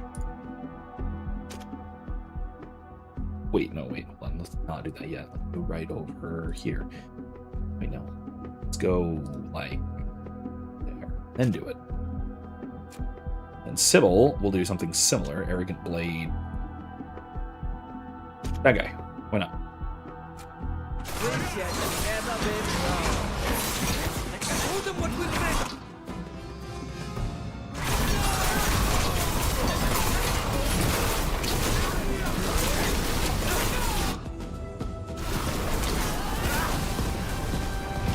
Yay! That was cool. I don't need to heal anyone, do I? No, I'm pretty good. 2 islanders. Yeah, must be. I heard that a group of people were looking for Iqbal. I imagine it's you. Excuse me, but who are you? Are you Qadir, Iqbal's former partner? Indeed. Now, Old man. Could you tell me why you've asked half the town about Iqbal? I mean, we aren't Looking exactly being for all her that subtle. because she bought several of our people, members of the Black Orc clan, who were taken by force and brought to this island. We must question her. Only she knows to whom they were sold and where we might find them. I see. I happen to be looking for her too, as you obviously seem to know. She owes me an explanation after what happened.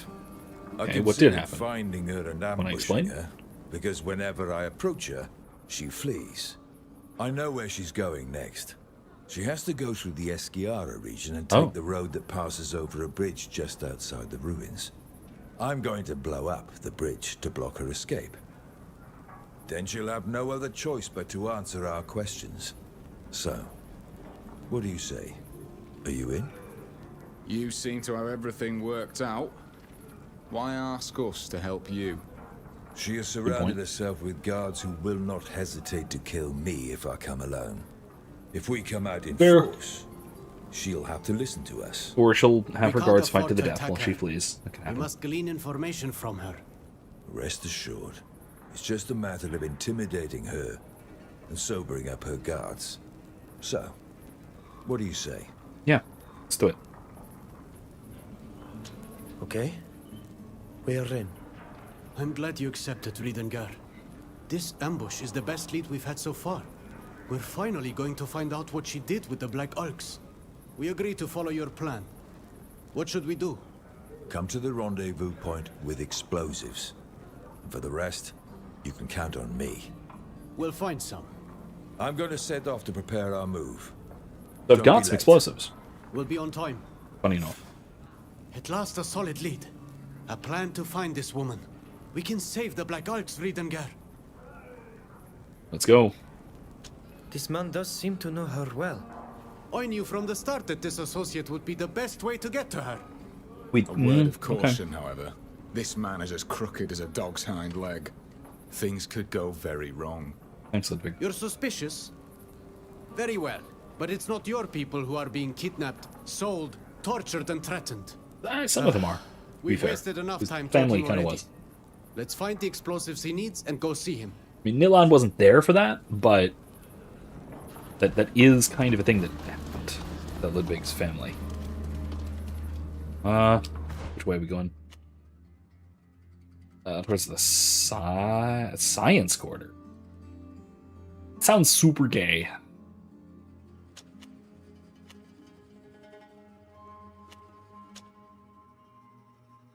Let's see. Where is this ambush point? Not gonna tell me? Oh yeah, right here. Let's travel here real quick. Wait, hold on. Can I fast travel between locations like this without going through via this Constancia? Because that's a kind of a game changer. How I play this game. Man, okay, I gotta keep an eye on that. I'm gonna try this. At some point, I'm going to try and fast travel across the world without going via ship.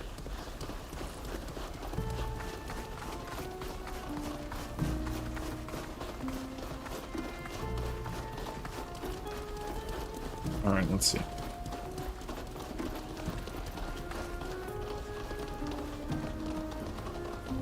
Here. Well, that took forever. Did it? I thought there were people in this camp. Where did they all go? I sent them off. Don't worry, they're fine. Do you have the Just explosives? kind of brandished a knife at them, I guess. We brought everything we need. Perfect. Plant them on the bridge. We'll blow it up as soon as Iqbal gets here. In the meantime, I have some preparing to do. We're pretty fast, you know. What should we do once we've planted the explosives? Wait. According to my calculations, Iqbal will arrive at nightfall. All right, then. So we're just going to wait around.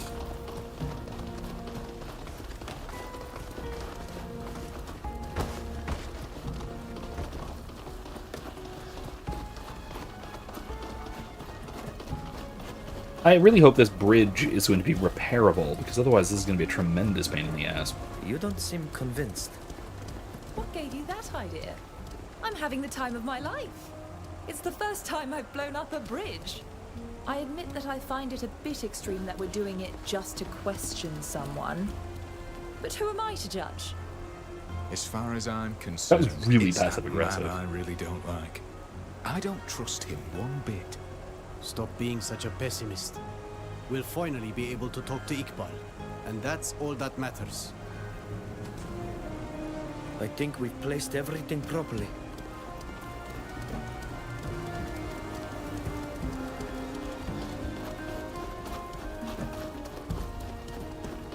Okay, guys, let's head back to camp.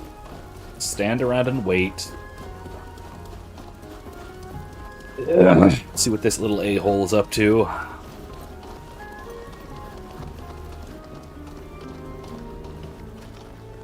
There you go.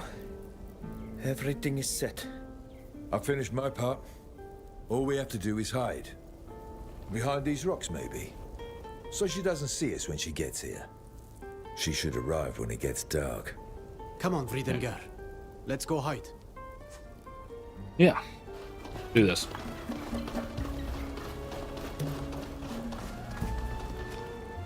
Let's hide and wait. The bridge was destroyed. She can no longer flee this way. I hope Iqbal will get here soon. One thing is for sure. If we want to have the element of surprise, we best keep quiet from now on. Oh, now we wait. Okay. Is that her? Attack! Kadir, wait! Show them what we're meant.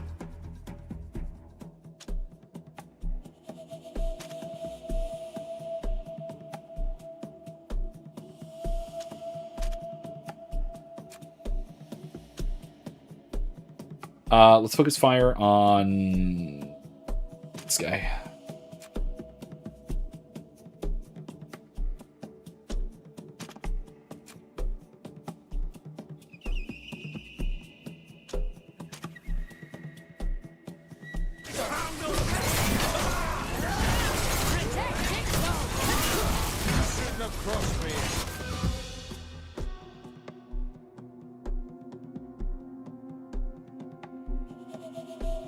Where is she, anyway?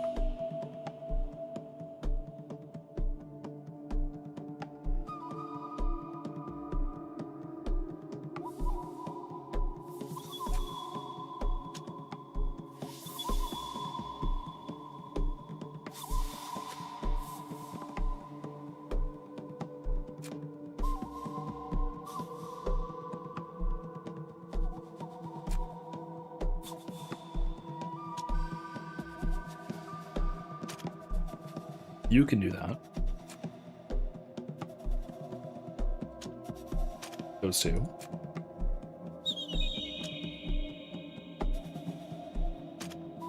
Yeah, that'll work. Then after that, you're going to keep facing this guy. I'm just going to attack.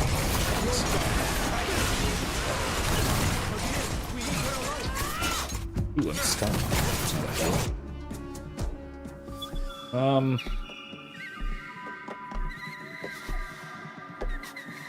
Don't need that. How long am I stunned? Around, basically.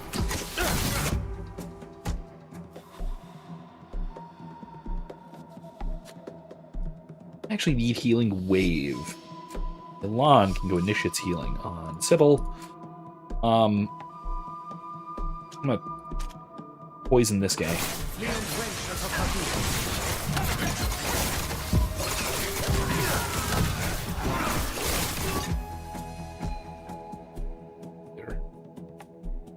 He's hurting, but he's not hurting too bad, and he's probably going to betray us, honestly. Just be honest. There we go. You never should have crossed me, Iqbal. You fucker. I'm not the forgiving type. No! Traitor! Lawyer, why? Why did you kill her? She was the only one who could tell us where to find the Black Orcs. I don't give a damn about your Black Elves and your little investigations. You've been useful so far, but now... Now what? You're gonna solo us? An idiot. Okay. Oh, he's immune to possessed. Oh, well, that's boring. Poison him! Do that. And then do that. Do that. Then do that. It teleports behind you. Actually, I'm sorry, no. Let's go reinforcement first. Then teleports behind you.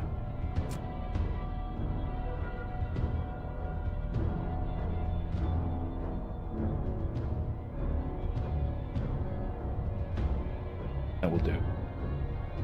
Yeah, keep going for now.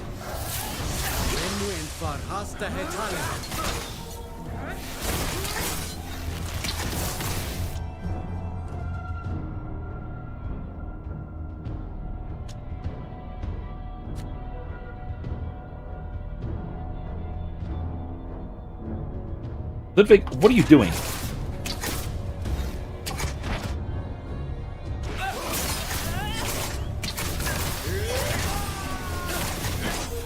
Yeah, that did it. She's dead. And with her, all my hopes of saving our people. I wonder what would have happened if he'd have died in combat.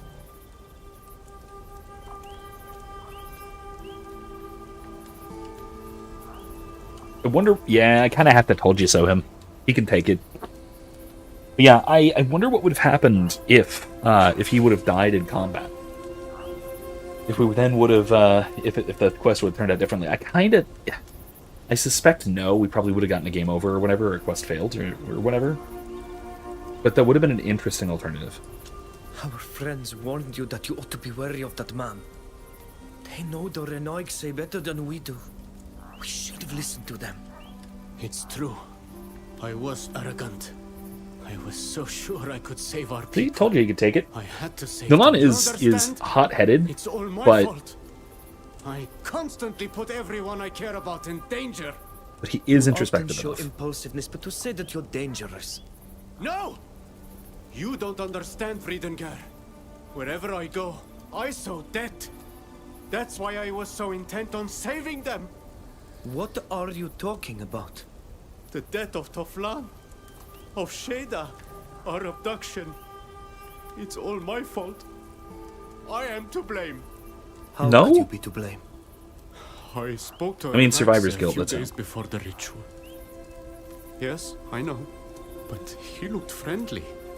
He smiled and asked questions that I thought were innocent. I trusted him, Friedenger. Me! I trusted him.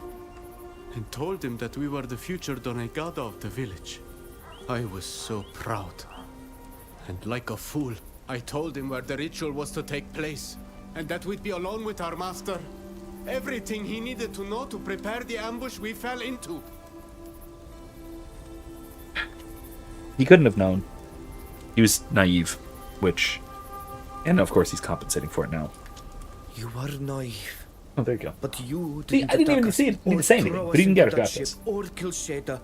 Nor are you responsible for capturing the Black Ulks. I'm sorry, Friedenger.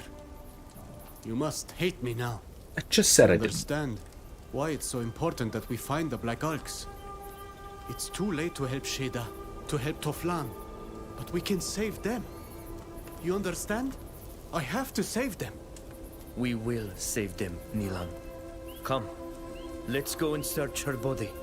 All may not be lost. Yeah, that's at least something. Simple tunic with messenger bag. Really?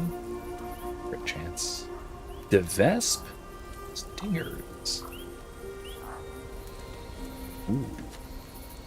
Weak damage, isn't it? Hold on, let's see. Let's see if that's kind of okay. That is... that is worse in almost every way.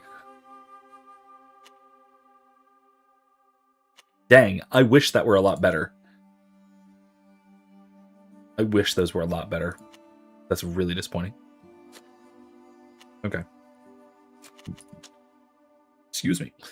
Let's see. No, not heavy. Maybe Merchant Ornate Gauntlets versus going to the Nameless Soldier. More life. Affinity to retaliation. +1 endurance. Yeah, let's go with that. Yeah, that's nice. Let's see. Greaves of the Nameless Soldier. Lower armor. Same magic deflection. More life. Chance. More endurance.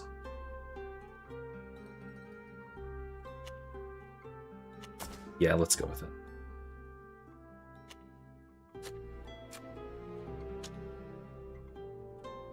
And selling elegant boots.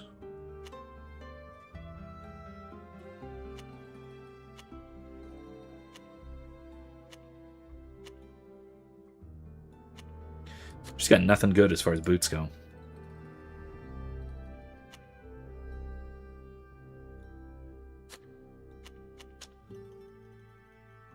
That thing is so silly. Look at it.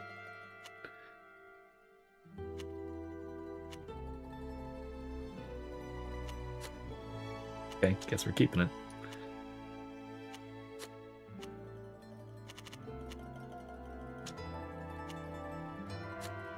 Alright, that'll do. That's fine. Any better hats?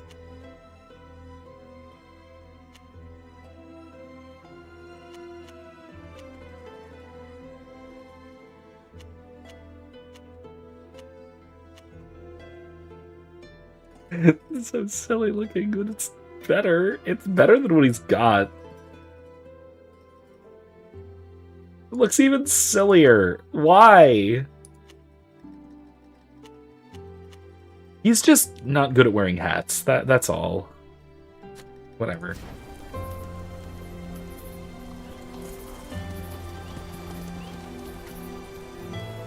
Bloodstained note. Okay, okay. Let's see. Look, Nilan. She had documents on her. Can you read any of it? The paper is soaked in blood. Some of it is legible, though. I think it's an address in Olima. It's worth looking into. I thought all was lost. I can't read it all, Nilan. There may be a way to recover the damaged part, but as it stands, I can't tell you where it leads. Would any of you know how to get these stains off so we can decipher the rest of the document? Sorry, that's not in my skill set. Safia, on the other hand, would know what to Yeah, do with this that's note. true. She's an Give it to academic. She can her. do document restoration, I'll do that. maybe. Thank you, Ludwig. Maybe. Okay, let's go back to the estancia and settle that, shall we? Or is it just going to take me straight back? Curious. Safia. Ah, there we go. Would you know how to retrieve the information from this paper, despite the bloodstains? A friend of mine knows all the scholars of Olima. One of them will know how to do it. I'll have it brought to her, and she'll contact us when they've deciphered it. Thank you, Safia. Good deal. We really need to find out what this document holds. Okay, cool. Now, Fausta has something new to say, I suppose. I'm pleased you came to see me. There's something I wanted to ask of you. Oh, really? What is it? You know that I was banished from my country as a result of something I did when I was very young. If I ever hope to see the spires of Mont Augur again, I must redeem myself in the eyes of one man in particular. An abbot. He's hard and strict, but I believe him to be a just man. My brother saw him in Peren recently and told me that the abbot is now traveling as a missionary. He is apparently leading the mission we helped finance for the refugees from Dutton. I would like to seek him out and make amends. Apologizing is not something I'm used to doing much, so your presence would be a great comfort to me. Would you come with me to the border? Yeah, I guess let's just go do another companion quest. Let's we can go. do one more. An apology shouldn't be that difficult. Thank you. Yeah, right. But I'm afraid the abbot won't be satisfied with just an apology. If I'm not mistaken, the camp where he works is in the High Prairie region. Alright, let's do this. See you later. It's my pleasure. Alright. Yep. Let's do this, shall we? Anybody else have anything to say? I'm sure Nilan's got some follow-ups. Speaking of women and accountability, the big news item of this week has been the woman who murdered her children. But most notably about this story is not that she murdered her children, but that there is an entire subculture on the likes of TikTok and Instagram of awfuls for the most part, but not exclusively, but generally speaking, women, and especially white women, who are disturbingly supportive of this woman who murdered her 3 children.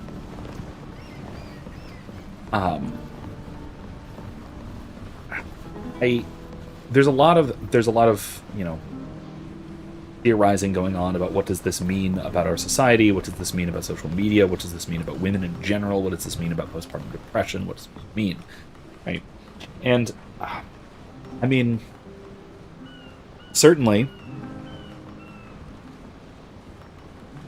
I think there are lines we can't cross in analyzing this, and those are culpability, first and foremost. That it's quite clear that whatever her mental illness or troubles might have been, excuse me, what she did, she still did deliberately. And because she still did it deliberately, still responsible for it. Even with some diminished culpability, that does not mean a lack of culpability.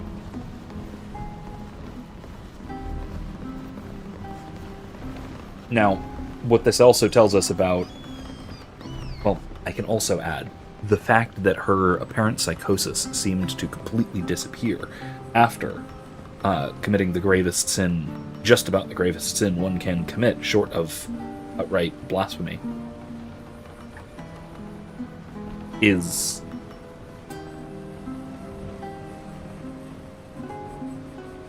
I will say, suggestive of demonic influence.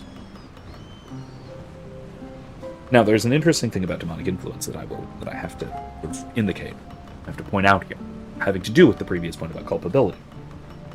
Supposing that she was, in fact, influenced, to whatever degree, by something demonic, that in no way limits culpability.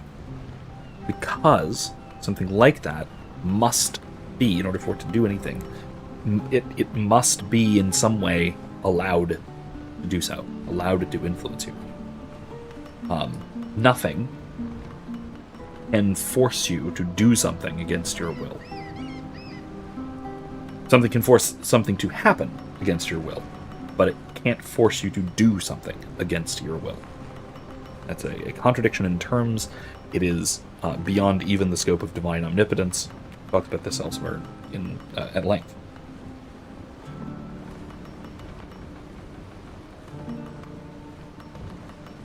But again, we shouldn't discount a supernatural influence going on here. That's point one. Another point, though, is to look at the responses to this, which, if we want to go along the demonic influence route, we can certainly say that this is a kind of social contagion effect. That there is a tremendous effect here of social media. That a lot of these women who are in bizarre support of this murderer are supporting her because of the social media influence of other people doing so, and then also the social media clout of doing so themselves. And then also the mindset inculcated by a kind of obsession with these kinds of stories. Like I've seen true crime TikTok blamed a lot, which I know nothing about, basically. I don't follow true crime stories. Not into that sort of thing. Haven't been for a long time. Not even really fictional. At least naturalistic detective stories. I haven't really been all that into in a long time. It's a bit too morbid for me, frankly. And I think I'm probably right to do that, looking at the effect that this seems to be having on a lot of people. Anyway, it's a complex situation, but it's one that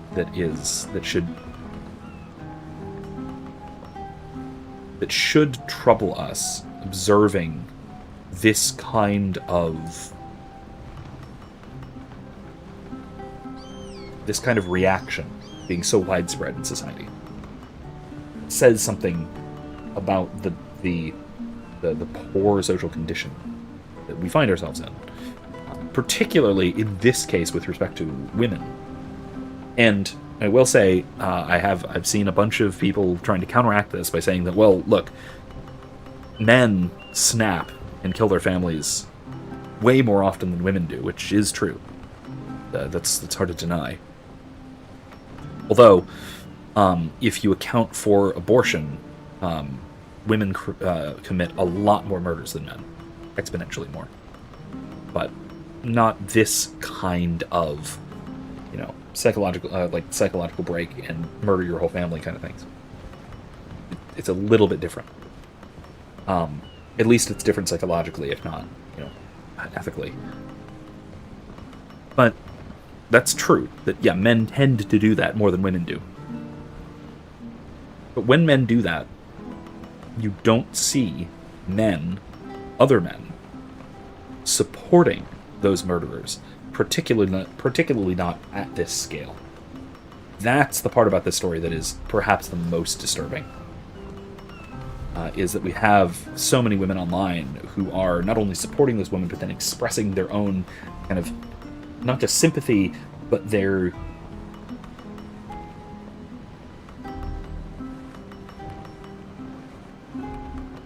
similar feelings, which should really disturb anyone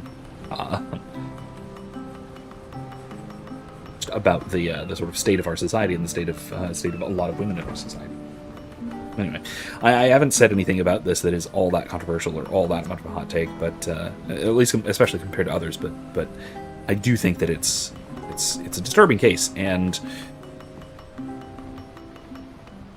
as disturbing as it is to say it, it is certainly philosophically interesting to look at the sort of widespread social effects of what's going on. Friedenger, you still wish to talk to me despite my confession? I don't know how you could forgive me when I can't forgive myself. Is it really just... Good boy, Milan. Good boy, Korans. That is not the it's not the time to just say bye. Sure, I guess that sucks. Gosh. All right, let's where to? Paren, right? Not Paren. The agricultural region. The abbot is right over there.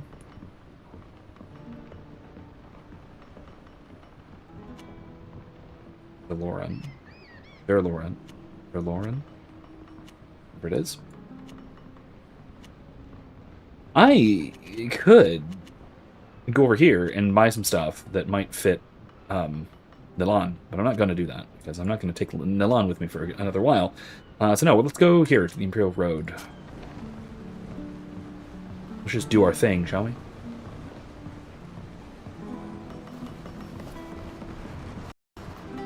Okay, the far outskirts of Paren. Here's the coast. We'll finally be able to set foot on land.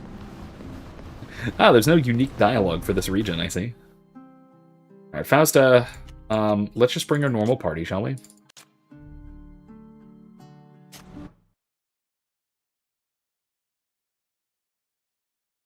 I think we're probably going to have time to finish this, hopefully, and then we'll call it.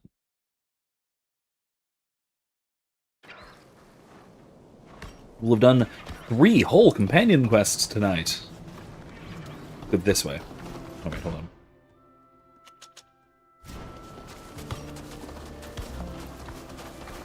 Yeah, we're on a tear of side quests, aren't we? Why, Fausta, is that you? I never thought I'd see you again after what you did. I know. What did she do anyway? In the area, and I wanted to. Your brother is a good man. Thanks to him, we were able to finance this mission. I imagine that's the kind of thing that would never occur to you, since you've never thought of anyone but yourself. We're here to help the unfortunate people fleeing the war, ravaging the Dutan Empire. Oh, they've lost everything. The work you do is very admirable, Father. And I was hoping... Always talking nonsense, aren't you? Incapable of listening to your elders? You okay, sir? Abbot Appius, are you the one who's in charge here? We've come to inform you that all these refugees are under arrest for theft and damage to property. This camp is to be dismantled immediately. Excuse me? That's absurd! These people haven't done anything wrong. They're just fleeing a war. We take them in and give them anything they need to help them rebuild their lives. They have no reason to steal. That only adds to their crime. These parasites come to our country and take advantage of your generosity. Then they have the nerve to steal. Okay, let's... That's not true! If you must arrest someone, arrest me. I'm in charge. I'm the thief. Just leave these poor people alone. In that case, you're under arrest, Abbot Appius. But the camp will still have to be dismantled. We can't just sit back and let this happen. The abbot would never steal from anyone. Okay, yeah, let's look into the matter, because it is entirely possible that they are thieves. Or at least that there are thieves among the refugees, because that's a thing that happens, right? I mean, in any given population, you're going to have some people who are, you know, criminal types. And then further, if those are people who are pushed to desperation, or if they're in a new place where they don't have solid networks of connections that that might rein them in a little bit, might box them in to constrain their behavior, there's a reasonable chance that the likelihood of offending goes up under circumstances like this. And then, of course, you have the possibility that there are people who are just using this situation as an excuse, or as a justification, or as an opportunity to steal and to take advantage. But yeah, I mean, it's entirely possible that there are thieves, but that just means we should root them out, right? We certainly have the capacity to root them out. We're here, and we can perfectly well, volunteer to look into the matter. Dismantling the entire refugee camp is not necessarily the right move here, especially because that will just sort of scatter them into the wind, and the thieves among them will be free to continue committing theft all they like, which makes it worse. It's not like deportations are on the menu here, What proof do you have of theft? We have had numerous complaints from local nobles who claim that provisions and tools have gone missing. We were shown a shed where the doors had been forced open, and granaries where it was clear that bags were missing. No one here would steal. I actually really like her armor too. Nobles, or take their tools. Of course not. I love that. That's really cool. Have admitted to the basically shirt of plates, Abbot. the brigandine on the shoulders, but plus the like chest guard. It looks to have a lot less lower torso protection, but that might be fine, practically speaking. Cool. It's very cool. It is a lot more classic fantasy medium armor of a look, but I do like it. It's well designed. Now that the abbot has confessed, why dismantle the camp? The land was ceded to him. Since he's been arrested, he no longer holds claim to it. Therefore, the camp must be dismantled. This strikes me as a to the Holy Church of the Enlightened, not to my person. Please, leave these people alone. Who ordered this arrest? The Prince de Vespe. More precisely, his minister, Sir Daryl. Is that so? I'm very surprised. His Highness, my uncle, has always supported the work of the Church of Thélème. I can't imagine him sending soldiers after his strongest ally over a few stolen sacks of grain. I'm just following orders, madam. I don't know what his reasons are. That's absolutely ridiculous. Good thing we brought Sybil. There may have been thefts, but you have no proof that these people, or the abbot for that matter, are to blame. Oh, I have no doubt that when we search the camp, we'll find all the evidence we need. I mean, can't we just, wait for them to search the camp and just find what's wrong, and then maybe specifically target people? Once again, I feel like this is something we could smooth over. Hopefully. It's not hard to find food in a refugee camp, or tools for that matter. But that doesn't prove they were stolen. You seem to be in a great hurry to arrest the abbot and break up this camp. These people will need time to find new shelter. Have a heart and give them a few days. Absolutely not. I have orders. These people must return home. They're no longer welcome here. You know they can't go home. What do you want them to do? wander around aimlessly in groups with nowhere to go. I admit that wouldn't be ideal. We have excellent relations with the House d'Orsay, which I'm sure would disapprove of such methods. Right. Listen, get them to start packing up their things. I'll give them a few days, but they have to leave. I'll come back in a week to see that they've left. In the meantime, I'm taking the abbot to the palace prison. The Enlightened has put you in my path, and that of all these unfortunate souls, Fausta. Prove their innocence. Save them. Don't worry, Abbot. We'll save them, and you too. Interesting. Pardon my interruption, but I thought I heard some noise. I live nearby. What's going on here exactly? What were those soldiers doing? Are you evil? They came to arrest the abbot. You sound evil. And they wanted to shut down this refugee camp. It's about time. Someone had to deal with those thieves and put them in their place. Yeah, I think so. I imagine this dreadful camp will soon be nothing more than a bad memory. Good day, young people. We must clear the Abbot's name. I know he's The not rain, a thief. eh? And as for that guard, I may be wrong, but I felt like there was something strange about her. Please, we must investigate and find the real culprits. Perhaps the Abbot will forgive me if we succeed, and I need his forgiveness. Okay. This is a little bit self-serving, Vesta. Hello. I'm sorry to welcome you here under the present circumstances. Is there anything I can do for you? You don't look like refugees. My name is Fausta. I don't, but not really. I knew the Abbot once and came to speak with him. I didn't expect to see this.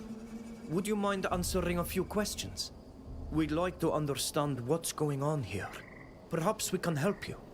I'll gladly answer any questions you may have, especially if it will allow us to continue our work here. What can you tell us about the shelter? Our relief mission began here some time ago to provide shelter for victims of the Dutan War. It's not easy. We've taken in far more people than we expected. We're in constant danger of running out of resources. And our neighbor, the Count of Rian, is bent on getting rid of us and our flock, which doesn't make things any easier. He's been hounding us for weeks. And now, he has finally got his way. Without the Abbot, what will become of us? Okay. We'll leave you to your flock. This Thank okay. you. So this sounds I like pray Count that the Rian Enlightened is will just help accusing bring them the Abbot back to because he's tired of there being people nearby on neighboring land. Which, all right, fine, whatever. But like, that's kind of evil. Like, don't get me wrong, I understand it, but it's still tremendously not just selfish. Because again, like I said, I can understand wanting to get these dirty refugees off your lawn, so to speak. But at the same time, like,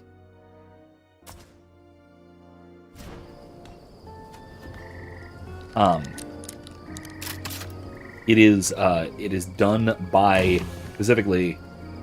Ooh, Empire, another. It's done by yet another instance of bearing false witness against one's neighbors. So it's not alright. Obviously wrong. Okay, Journal of the Abbot Appius. Appius, whatever.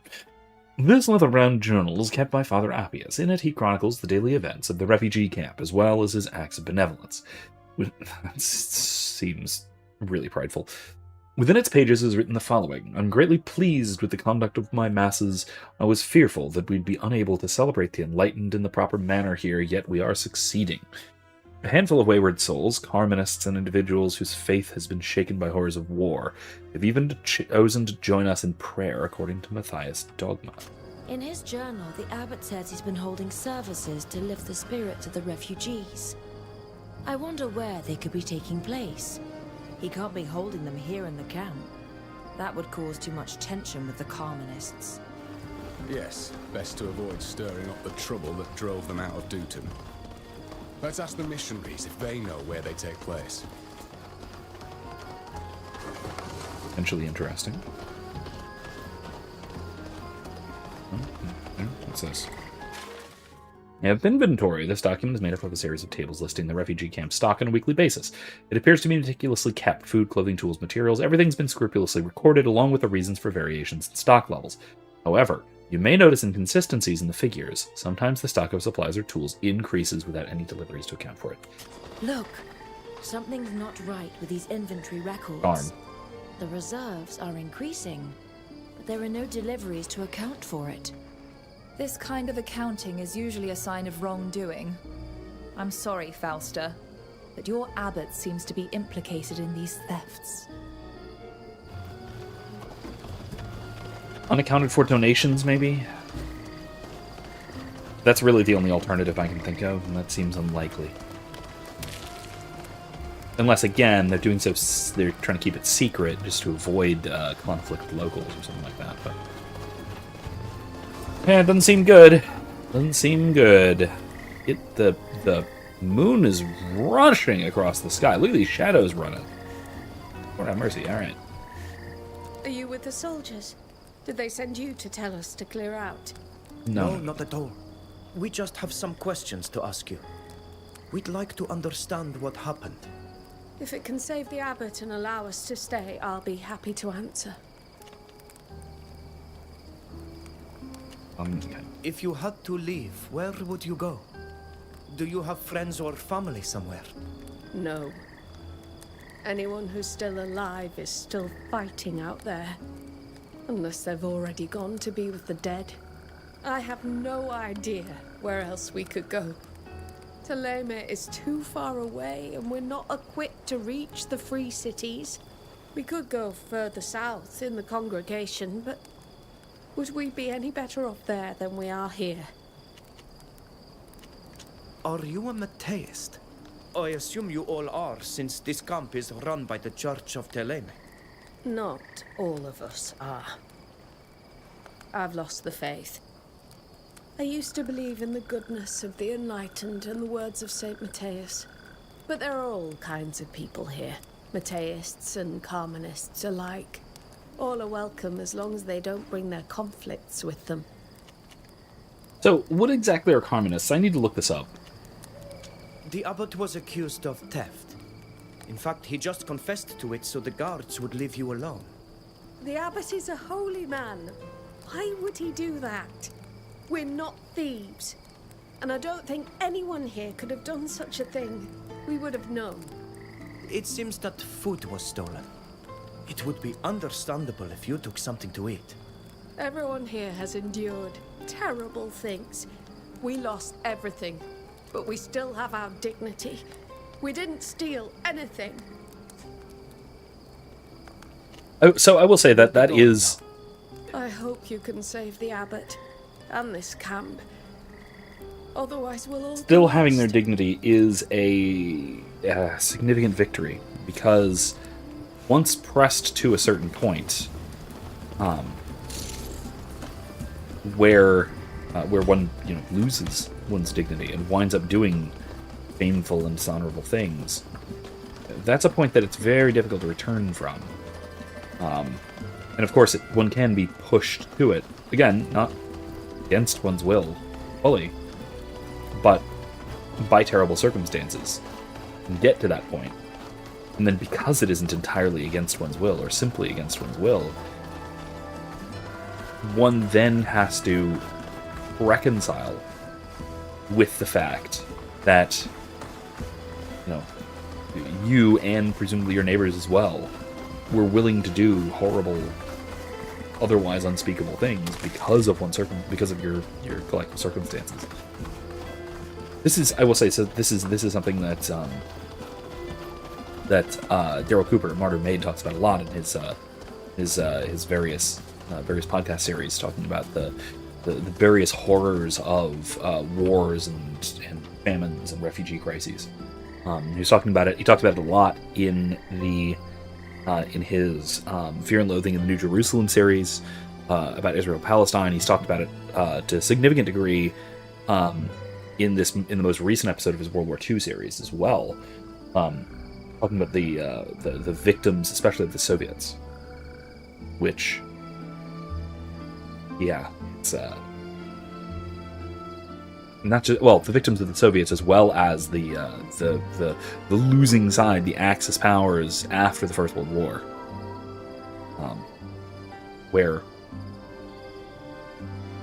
the new forces sweeping into power, combined with the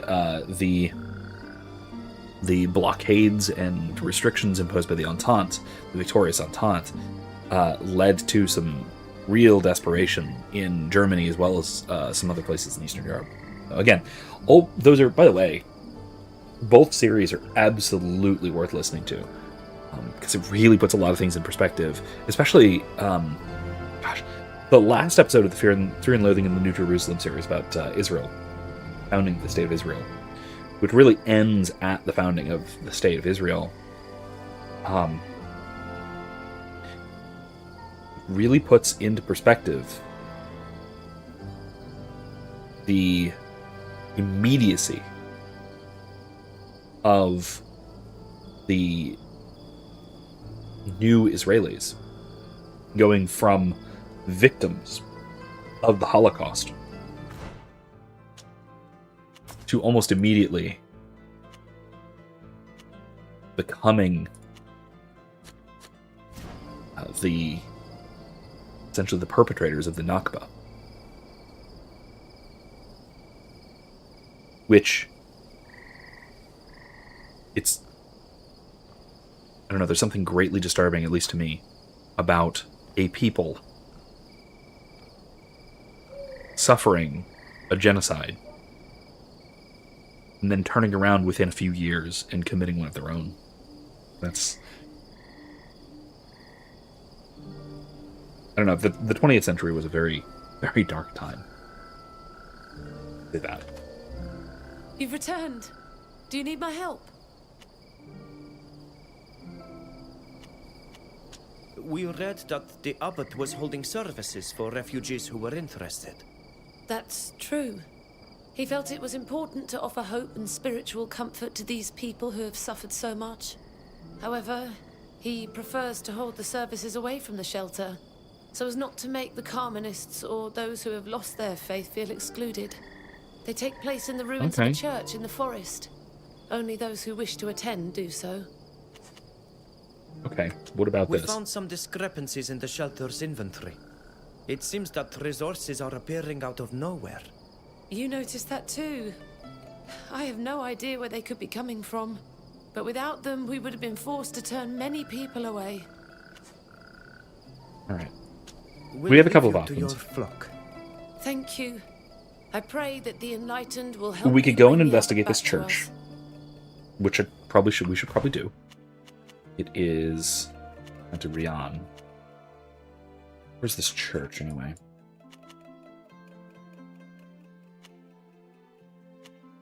A smuggler thing. Is it that way? It's got to be, right? Church in the woods. Church in the woods.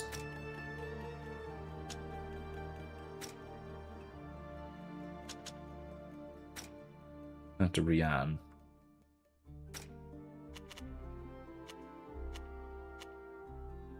Could just go in the front door, or I kind of feel like we should go along this path, along the back, see what this is. If that might be this church in the woods they're talking about. Otherwise, it might be this over here, which I kind of want to look into. But let's look this way, see if this is what they're talking about. I kind of doubt it. It seems to be a little off the beaten trail. But hey, maybe that's where it needs to be, huh?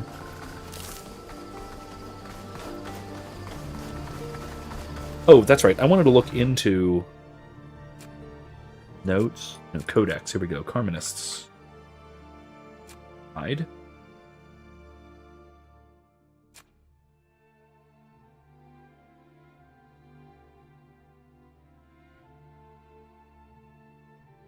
No, this isn't it. Possessed. That's cool. Now what I'm looking at. No, that's not it. Quests. There's no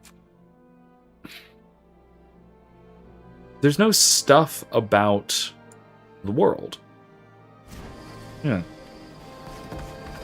No, like, codex in that more traditional RPG sense. It's disappointing.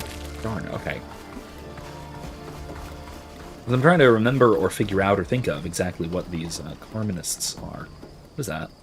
One of those crab things. Those crabbity boys.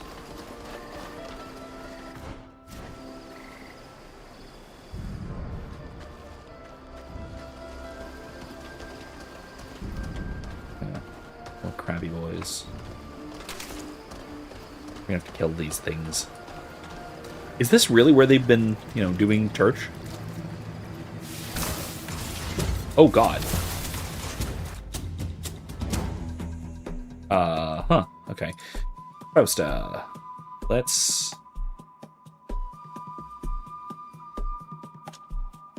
basis that one. And then...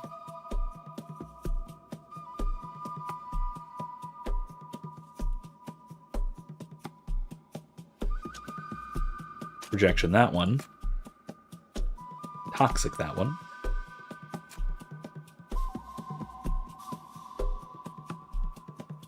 Kind of impact, why not? Lead. May the shadow crush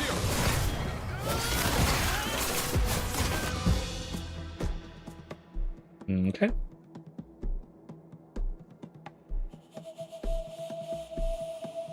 No attack, I guess.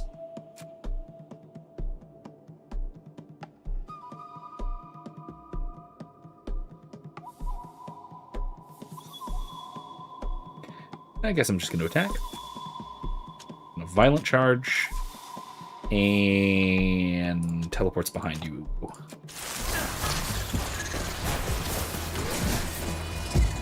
That was good. Alright.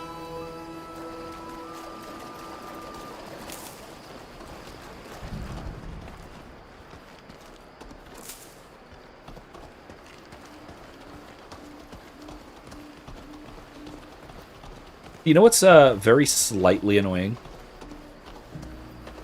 This is very, very just annoying to me. This is not annoying about the world. This is just something that's been bugging me lately.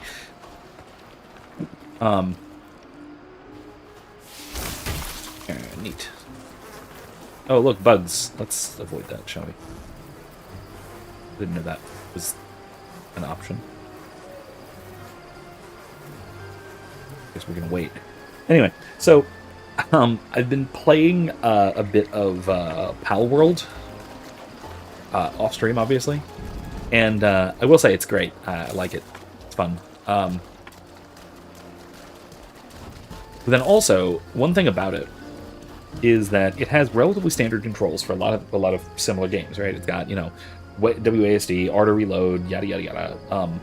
But one of the quirks is that the interact button is F, because the E key is throw your Pal sphere, release your Pokemon, basically.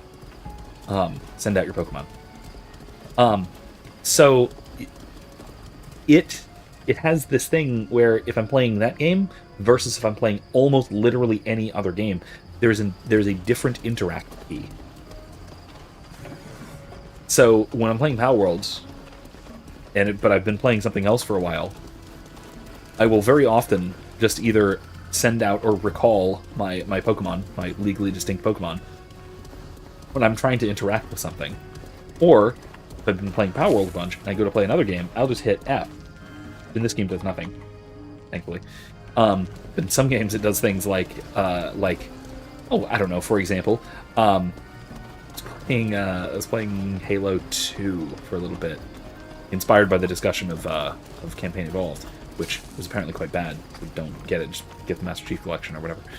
But I was playing Halo, and I go to interact with something and I accidentally throw a grenade right in front of myself. So that was fun. Okay, there's St. Matthias. Yeah, let's go up here.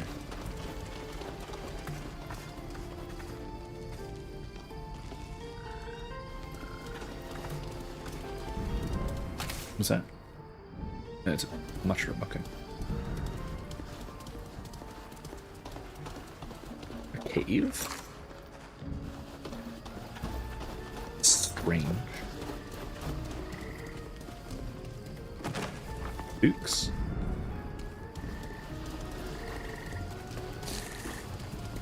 Hmm.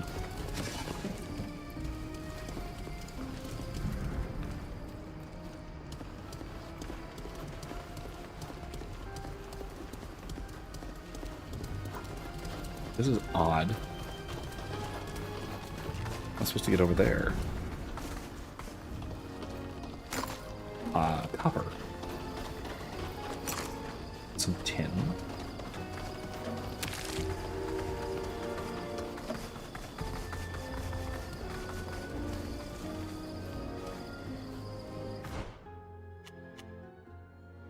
Chapel. Hold on. I need to be able to get in there somehow. Don't I? This is definitely the chapel, right? This is the chapel that they're talking about. How do I get in there?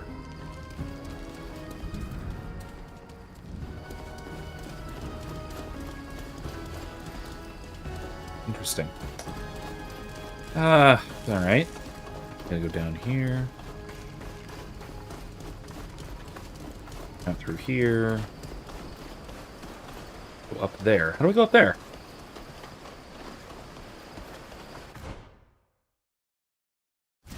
It's very strange.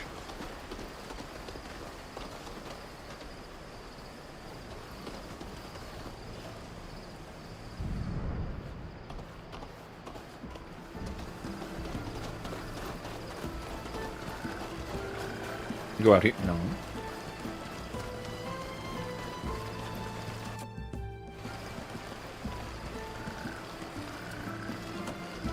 This is very strange indeed.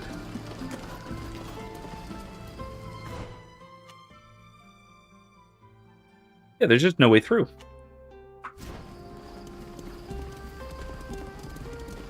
Alright, well, I guess we'll just go up and go through to Count Rian's state.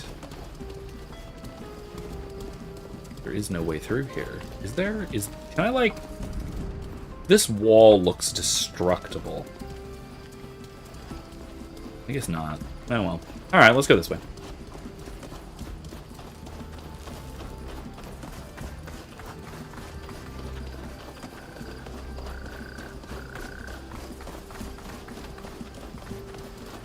Oh wait, I could have just gone up here. Alright, I didn't. Moving right along.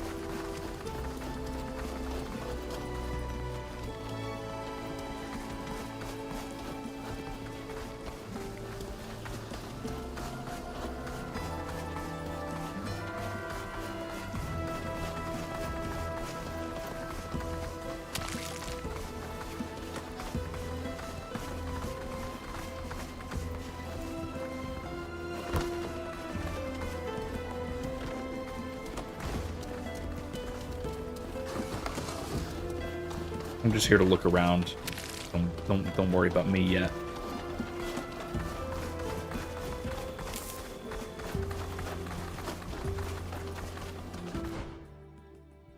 All right. He's got a little path here. That's interesting. Yeah.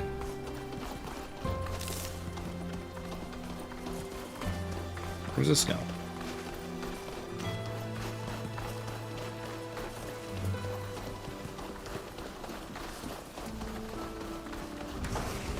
To an outbuilding, I guess. What's this?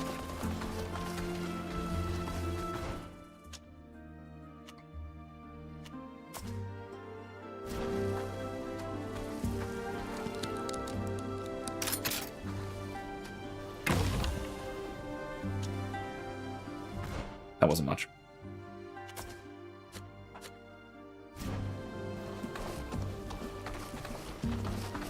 I go in the... No. Okay. We literally just for that chest, which had 36 gold. Whatever.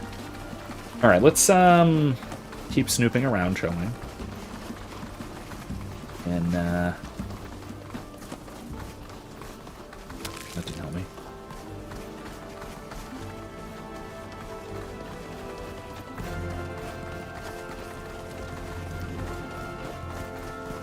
I wonder if he was... Okay, this is a weird theory, but hear me out. I wonder if it's possible that Rian is taking his own stuff and depositing it in the camp stealthily, or with his, presumably sending them to do this, like through a back way. This back way, perhaps. He's just putting stuff there so that their accounts will be off.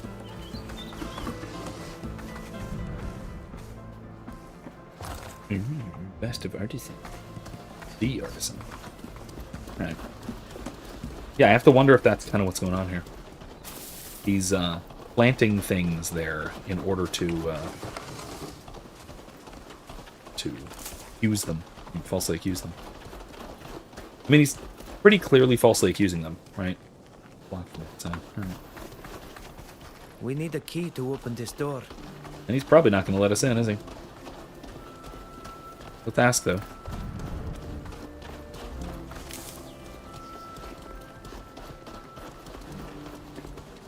Ooh, it's almost midnight. All right, we're gonna have to wrap this up pretty soon. Hopefully, we can finish this quest. But we'll see. Those young people from earlier. What do you want? You seem very pleased at what happened to the shelter and the abbot. That's right. In fact, I was the one who lodged the complaint, along with others, of course. You do sound evil. Those alleged refugees of war are no more than thieves. I mean, possibly. Please forgive me for asking, but who are you? True. I haven't introduced myself properly. I am the Count of Rian, the lord of these lands. Fair enough. And you? We are acquaintances of Abbot Appius. Pardon my intrusion, but we understood that the land had been granted to the refugees. If the land belongs to you, how can this be? My mother granted the land to the Church of Teleme. Oh, she intended it to be used for a religious edifice or some place of learning. Certainly not a camp for thieves. Fortunately, the abbot's arrest will certainly allow us to put an end to this grant. Fascinating. Okay, so this relates to our priest homily from this week or last week. I forget which. It was last week. Talking about letting go, right? And part of what we do by donating something is, ideally, what we ought to be doing is letting go how it is managed, how and what is done with it. It is, and he brought up the similarity to something like a vow of poverty, right? So a monk taking a vow of poverty is not necessarily going to be destitute. They're probably going to be well taken care of. They're going to have a place to live. They can have food to eat. That is always going to be there. It is going to be consistent. It's going to be decent. They're not going to be in poverty like we would ordinarily think of, right? It's certainly not extreme poverty. What they're giving up, however, is the control over their own lives and their own fortunes. And that's kind of what we see here, or what's missing here, and what he's objecting to here, that is cut to Rian.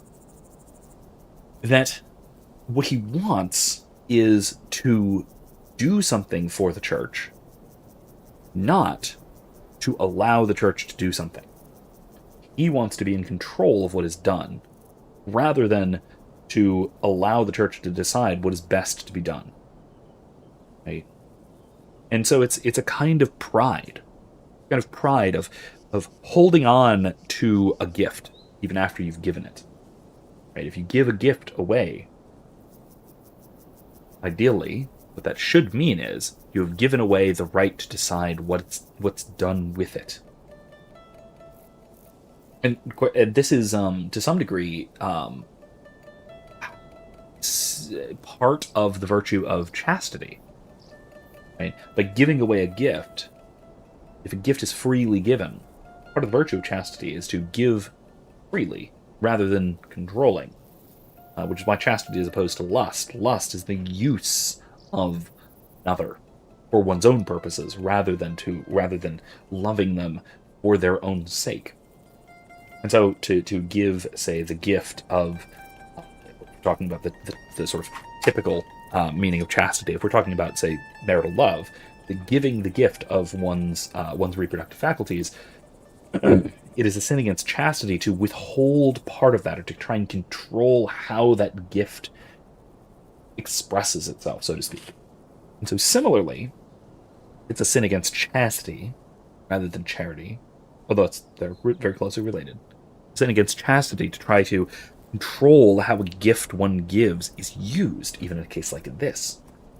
Which is also, there's a I forget the philosopher's name. I used to know him quite well, interact with him a lot, at least online, who wrote what he called the Theodicy of Divine Chastity, which explains the problem of evil in these terms, that God grants as a free, irrevocable gift to his creatures the capacity to choose, to do, and to if we want to follow somebody like Duns Scotus, to create ex nihilo, to create in the image and likeness of God, like God does.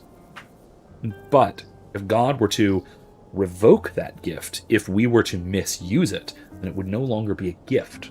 God would be acting unchastely. And that's impossible. God is morally perfect.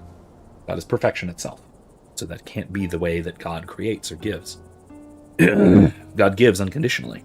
It's the only way that God gives. So again, this is where we see this particular vice, which is, to be fair, a vice typically reserved to the rich, and so it's usually a sin against magnanimity in a sense, but it can be really carried out by anyone. The fear of trusting providence, that sort of thing, or trusting anyone, trusting someone that you want to trust. Anyway, let's see here. What proof do you have that the people who stole from you are housed in this camp? Well, that's for the guards to ascertain, but all the robberies took place after the camp was established here. Okay. I'm not the only one who has been robbed. Other nobles have complained as well. And I won't even mention what they're up to in the woods. In the woods? Yes, for a while now, they've been seen going into the woods in groups and making a terrible racket. I suspect they're plotting attacks on the caravans that pass through the area. They're not. They are, in fact, worshipping the enlightened, but whatever. It seems you resent the refugees for more than just these thefts. What do you have against them? You're loud. What an odd question. We were once at war with their country, and now they dare come here and settle on our land. That's a good point. Expect us to look after them, even to feed them. That is, when they don't just help themselves to our stores. Not as if we share the same culture, believe me. There's no sophistication or elegance to these people. Why should we welcome them here? Let them go somewhere else. To Teleme, seeing as their church is so eager to help them. I mean, that is a fair point, right? That they are I believe you now. Essentially the enemies of the congregation. Have a nice day. Now let's go back out of the woods. Let's check that out. Right. In any case, it is actually a fair point that that these are essentially the national enemies of the congregation. However, oops, wrong button. I did the wrong button thing again. I mean, however, that said,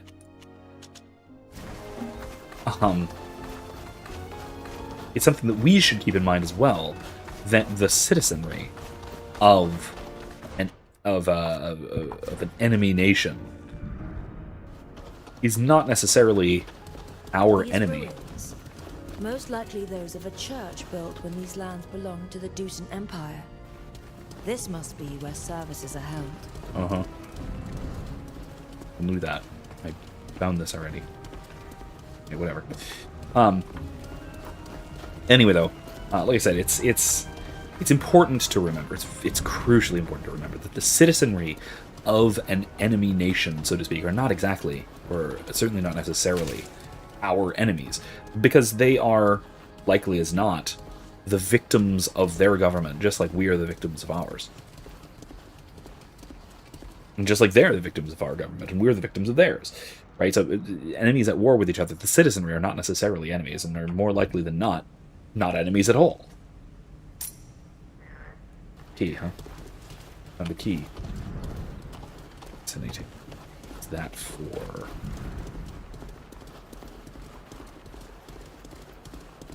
I have investigated and found nothing. It's not true, I found a key. Oh. Oh! Oh, okay. That's just clear now. That's weird.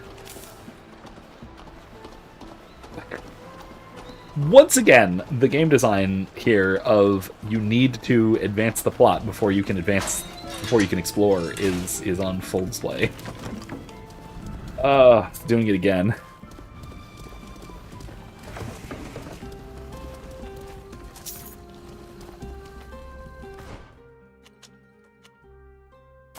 Once again, this is a very common thing with this game, honestly, with this series, but I should have predicted it. What? I can't do it. How? Oh, there's a key. It's the key that I used. Got it. And letter, Father Appius, Permanist Cape, and the Dutton Communists. This note is very short. It appears to have been written by a refugee who recently became a missionary. He says he needs to take responsibility for his past and go talk to the Count to try and set things right. I doubt he'll be well received. The Count despises refugees, and becoming a missionary won't change that. We should speak to the Count again. I find it odd that he didn't even mention the missionary's visit the last time we saw him. It is interesting. Father Abbot, I know I've made a number of mistakes. I'm going to take responsibility for my actions and speak to the Count of Rian to make amends. I'm no longer Manfred the refugee, I'm now Manfred the missionary. Perhaps that will be sufficient for the Count to listen to what I have to say. It has to be. Manfred. Look at this. I could never have imagined Abbot Appius embroiled in a theft. And yet here we are. Desperation can drive even the most upstanding people to do very strange things. But we have no proof that the abbot himself is responsible for the thefts. It's true. I suppose. Seems kinda likely.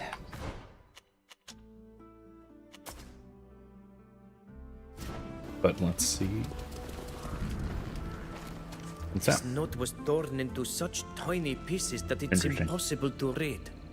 We should be able to piece it back together, no? Mechanisms. Really? Mechanisms again.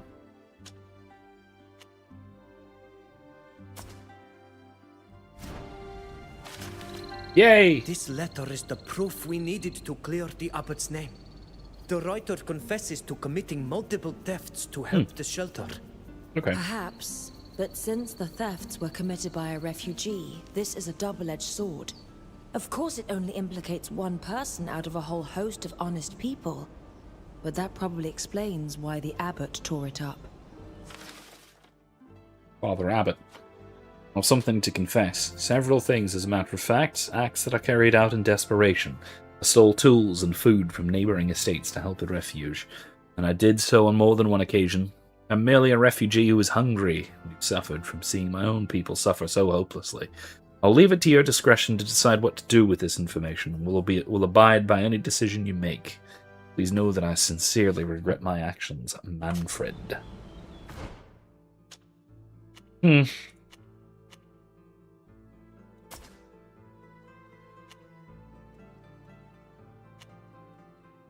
Yeah. Well, there's that Manfred fella.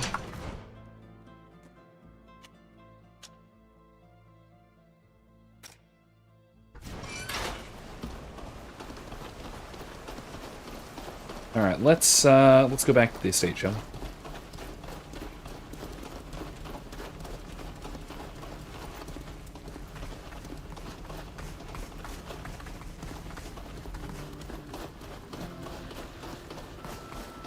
My best guess is that Count de Rion has the guy imprisoned or some such. Knows exactly what happened and is still using this as an excuse to get rid of the rest of the refugees. But I don't know, we'll find out. That's my best guess. Current best guess.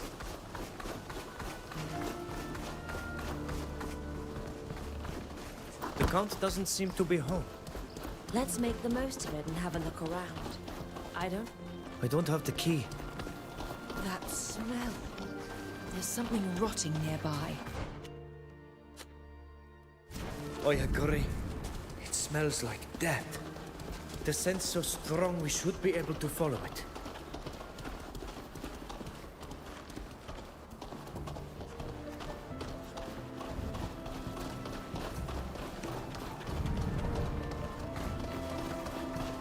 Oh. Yep, that outbuilding we saw earlier. Whoever would have thought that that will be plot significant. Wow. Once again, we fell for the stupid thing of exploring before advancing. The key to the house. Oh, Manfred. He's still wearing a missionary's habit. He was murdered. Murdered and thrown into a pit in the garden like a rabid dog. May the Enlightened take him into his care. He didn't deserve this. The Count must be mad. Unless he's trying to cover up something that this man's confession would have brought to light. We should search his house to be certain. Interesting. Confession would have brought what to light? That he's hiding something in his estate that he... maybe this man found? Strange. We have the key, though. Go have a look.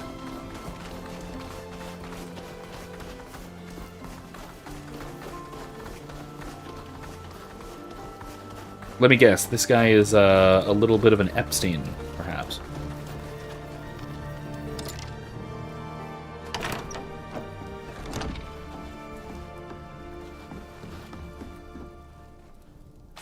Says the Journal of Count de Rion. Who leaves their journals just sitting on the... whatever. This journal, handwritten in elegant calligraphy, appears to be kept by the Count of Rion. In it, he recounts his misfortunes with the refugee camp and describes a plot hatched several weeks earlier with other nobles in the region to do away with it. He claims that they exaggerated the damage they suffered. Within its pages is written the following. So he kept a very, very incriminating journal. Who is this guy? Fauci? The soldiers we hired did just what we asked them to do, but they only arrested the priest. Those damn refugees are still there. They ought to return home instead of blighting my beautiful estate. Things aren't going as planned. I had to deal with a troublemaker who came to confess to stealing. We need to put an end to this matter once and for all. The meeting with the soldiers in the forest beyond my manor will be the chance to set things straight. They want their money. They need to get rid of the refugees. Well, okay then. Look at this. For weeks, the area's nobles have been plotting to close this camp. They've bribed guards, exaggerated the extent of the damage to make their case stronger, and killed the troublemaker. This journal could convince the prince's advisor to look into the matter, and perhaps even free the abbot. But I'd sooner we went to the meeting it mentions. We could catch them in the act. Yeah, It's not far from here. As I understand it, they're supposed to meet in the forest, just a short distance from this residence. The troublemaker was probably that poor missionary. Yep. It's too late to save him, but we can catch his killers. Yep. Now, once again, I have to say that before, like, this year, I would have found it almost, immersion-breaking for a man like this to leave an incriminating journal like that, to even write an incriminating journal like that. However, said contra, I have now seen very clear and direct counterexamples of some very powerful people, and I don't know, apparently otherwise intelligent people, who do exactly that. Who just left wildly incriminating journals, just, you know, where anyone can get to them. Just recounting their explicit and terrible crimes for anyone to see, in the hopes that, well, I guess, you know, it would be nice if no one will see it, and I need to keep track of my horrible, heinous crimes, just in case any of them come up, and I need to know what I did when I'm writing my memoir. Which is essentially, that's essentially why Fauci kept his gay little diary.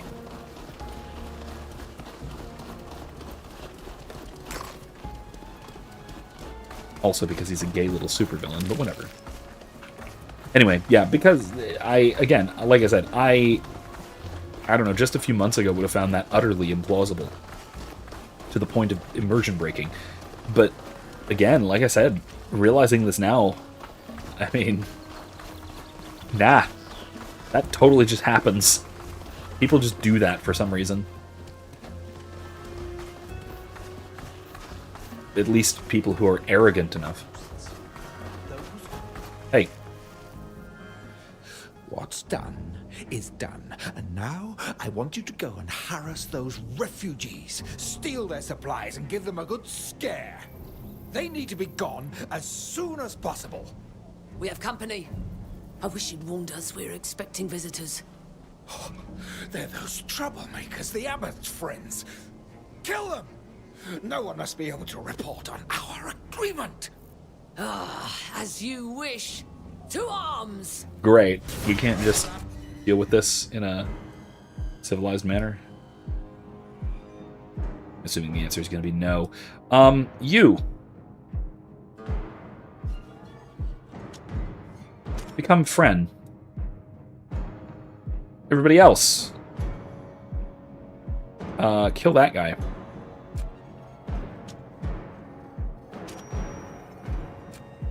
And then kill that guy.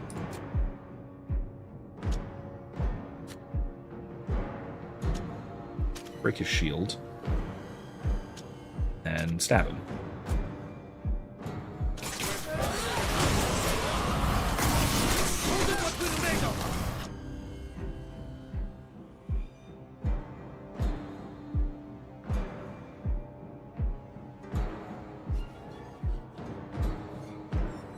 Just attack this guy.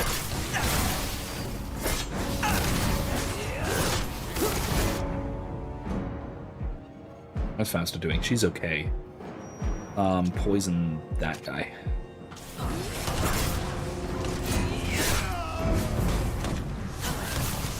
Okay, we did it.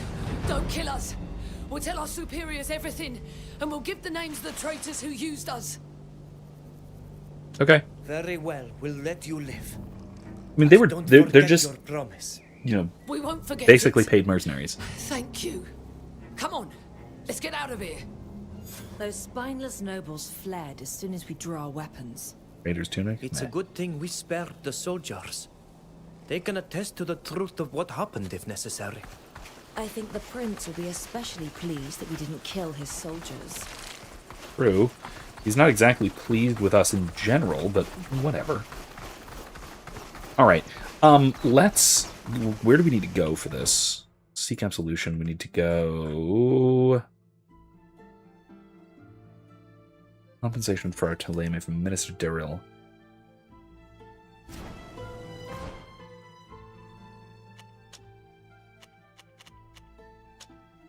Okay, we need to go back to Peren.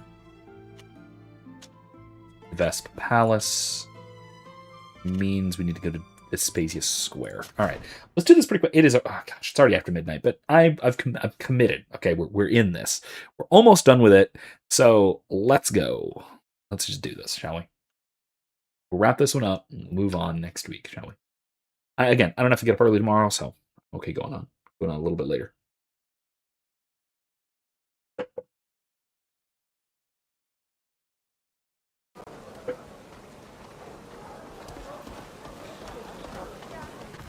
Where do we have to go? Yeah, that way. Maybe off stream at some point I will do a little bit of buying and selling and whatnot, but not. It's already opened. Okay, that's fine.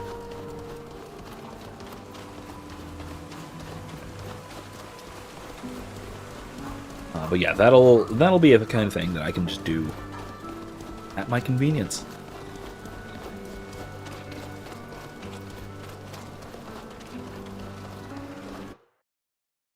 I'm honestly surprised I'm even let in here. After what happened.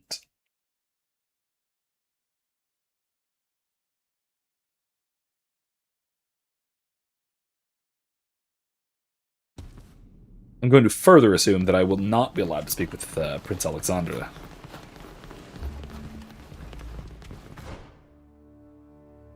Oh, he's upstairs.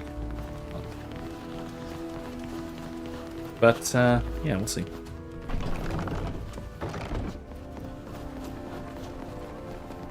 Very squishy carpet. Minister. You're the Father Cardinal's new protege. Oh, look, he's got exactly the same facial hair. Oh, no, he's got more sideburns. Hello, Mr. Durrill. It is a real pleasure to see you again. Sound like Mademoiselle de Vespe, you have some very strange associates. But I shouldn't be surprised after your stunt in Olima. Well, what is your request? No one's happy with this. We've come to ask you to release Abbot Appius, who we have been told is imprisoned here. Appius? Our soldiers reported that he confessed to being a thief. I realize the situation is unfortunate, given our relationship with Thélème, but I cannot free a man who has committed multiple thefts.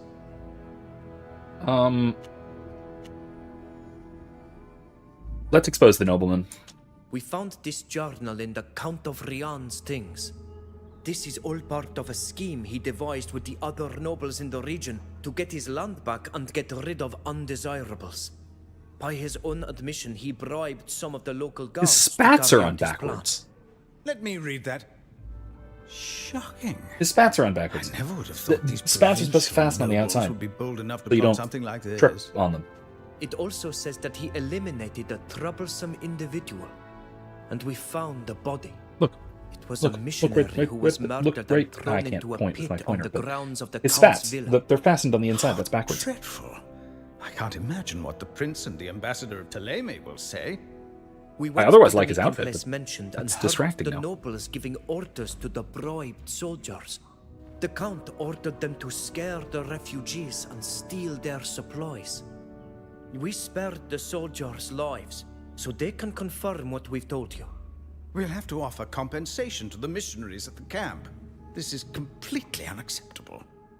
Thank you for investigating this matter so diligently. I'll send some of my most trusted men to arrest the Count immediately. They'll continue your investigation and make sure this conspiracy is completely dismantled. The abbot will, of course, be released and escorted back to the shelter with our deepest apologies. All right, let's go. We would like let's to just go see there the and we'll abbot talk to at him the and shelter we'll wrap it as up. soon as possible. I understand. You are quite right. Goodbye, and thank you again for what you've done. All right. Excellent. We're probably going to wind up accidentally advancing some of the other companion quests by doing this. So we'll see what we're actually doing next week. Once again, reminder, Tuesday for Greedfall. Then Friday, I'm probably going to be starting either the Stanley Parable, maybe The Witcher, or something. We'll see. You and your friends to thank for my liberation. Thanks to your help, the shelter will be able to pursue its mission, and the refugees once again can hope for a brighter future. And that Count who despised us so greatly now has time to rue his decisions from behind bars. I was told what happened to our young missionary, who was killed for repenting and trying to do good. It's terrible. But he's with the enlightened now. Thank you for everything you have done for me. And for us. Fausta, I was wrong about you. I thought you were still the selfish, irresponsible girl who set fire to my monastery. What? Please forgive me, Abbot. I was a rebellious child who wanted to flee from you and your teachings. It was only meant to be a diversion, but I lost control. What happened was not my intention. I understood that. But I still agreed with your banishment. A woman died because of your actions. But you have changed. And the Enlightened teaches us forgiveness. I will write to the Cardinals to lift your banishment. You will be able to return home, if you wish. Thank you all again. You cannot imagine how much good you have done by enabling this refuge to continue to exist. I don't need to What the imagine fuck? it, Abbott. I already know. You are the one I should thank for your kindness towards the refugees. I will see to it that in the future you are regularly brought food and anything else you might need. May the Enlightened He was another bless good you, person my to bring son. here, you know? Yeah! Fausta, what in the hell? Alright, we're calling it there. Good night, everyone. That was... She set the monastery on fire. Okay, alright. I get why she's banished. Anyway, good night, everybody. I'll see you guys next week. Once again, back to Greedfall on Tuesday, and then something else on Friday. I'm leaning towards the Stanley Parable. I'm open to The Witcher 3. I'm open to a plethora of other options. So feel free to let me know what you think in the Discord. Have a wonderful evening. We'll see you next week. Until then, remember, don't be safe. Be well. More importantly, be good. Good night, folks.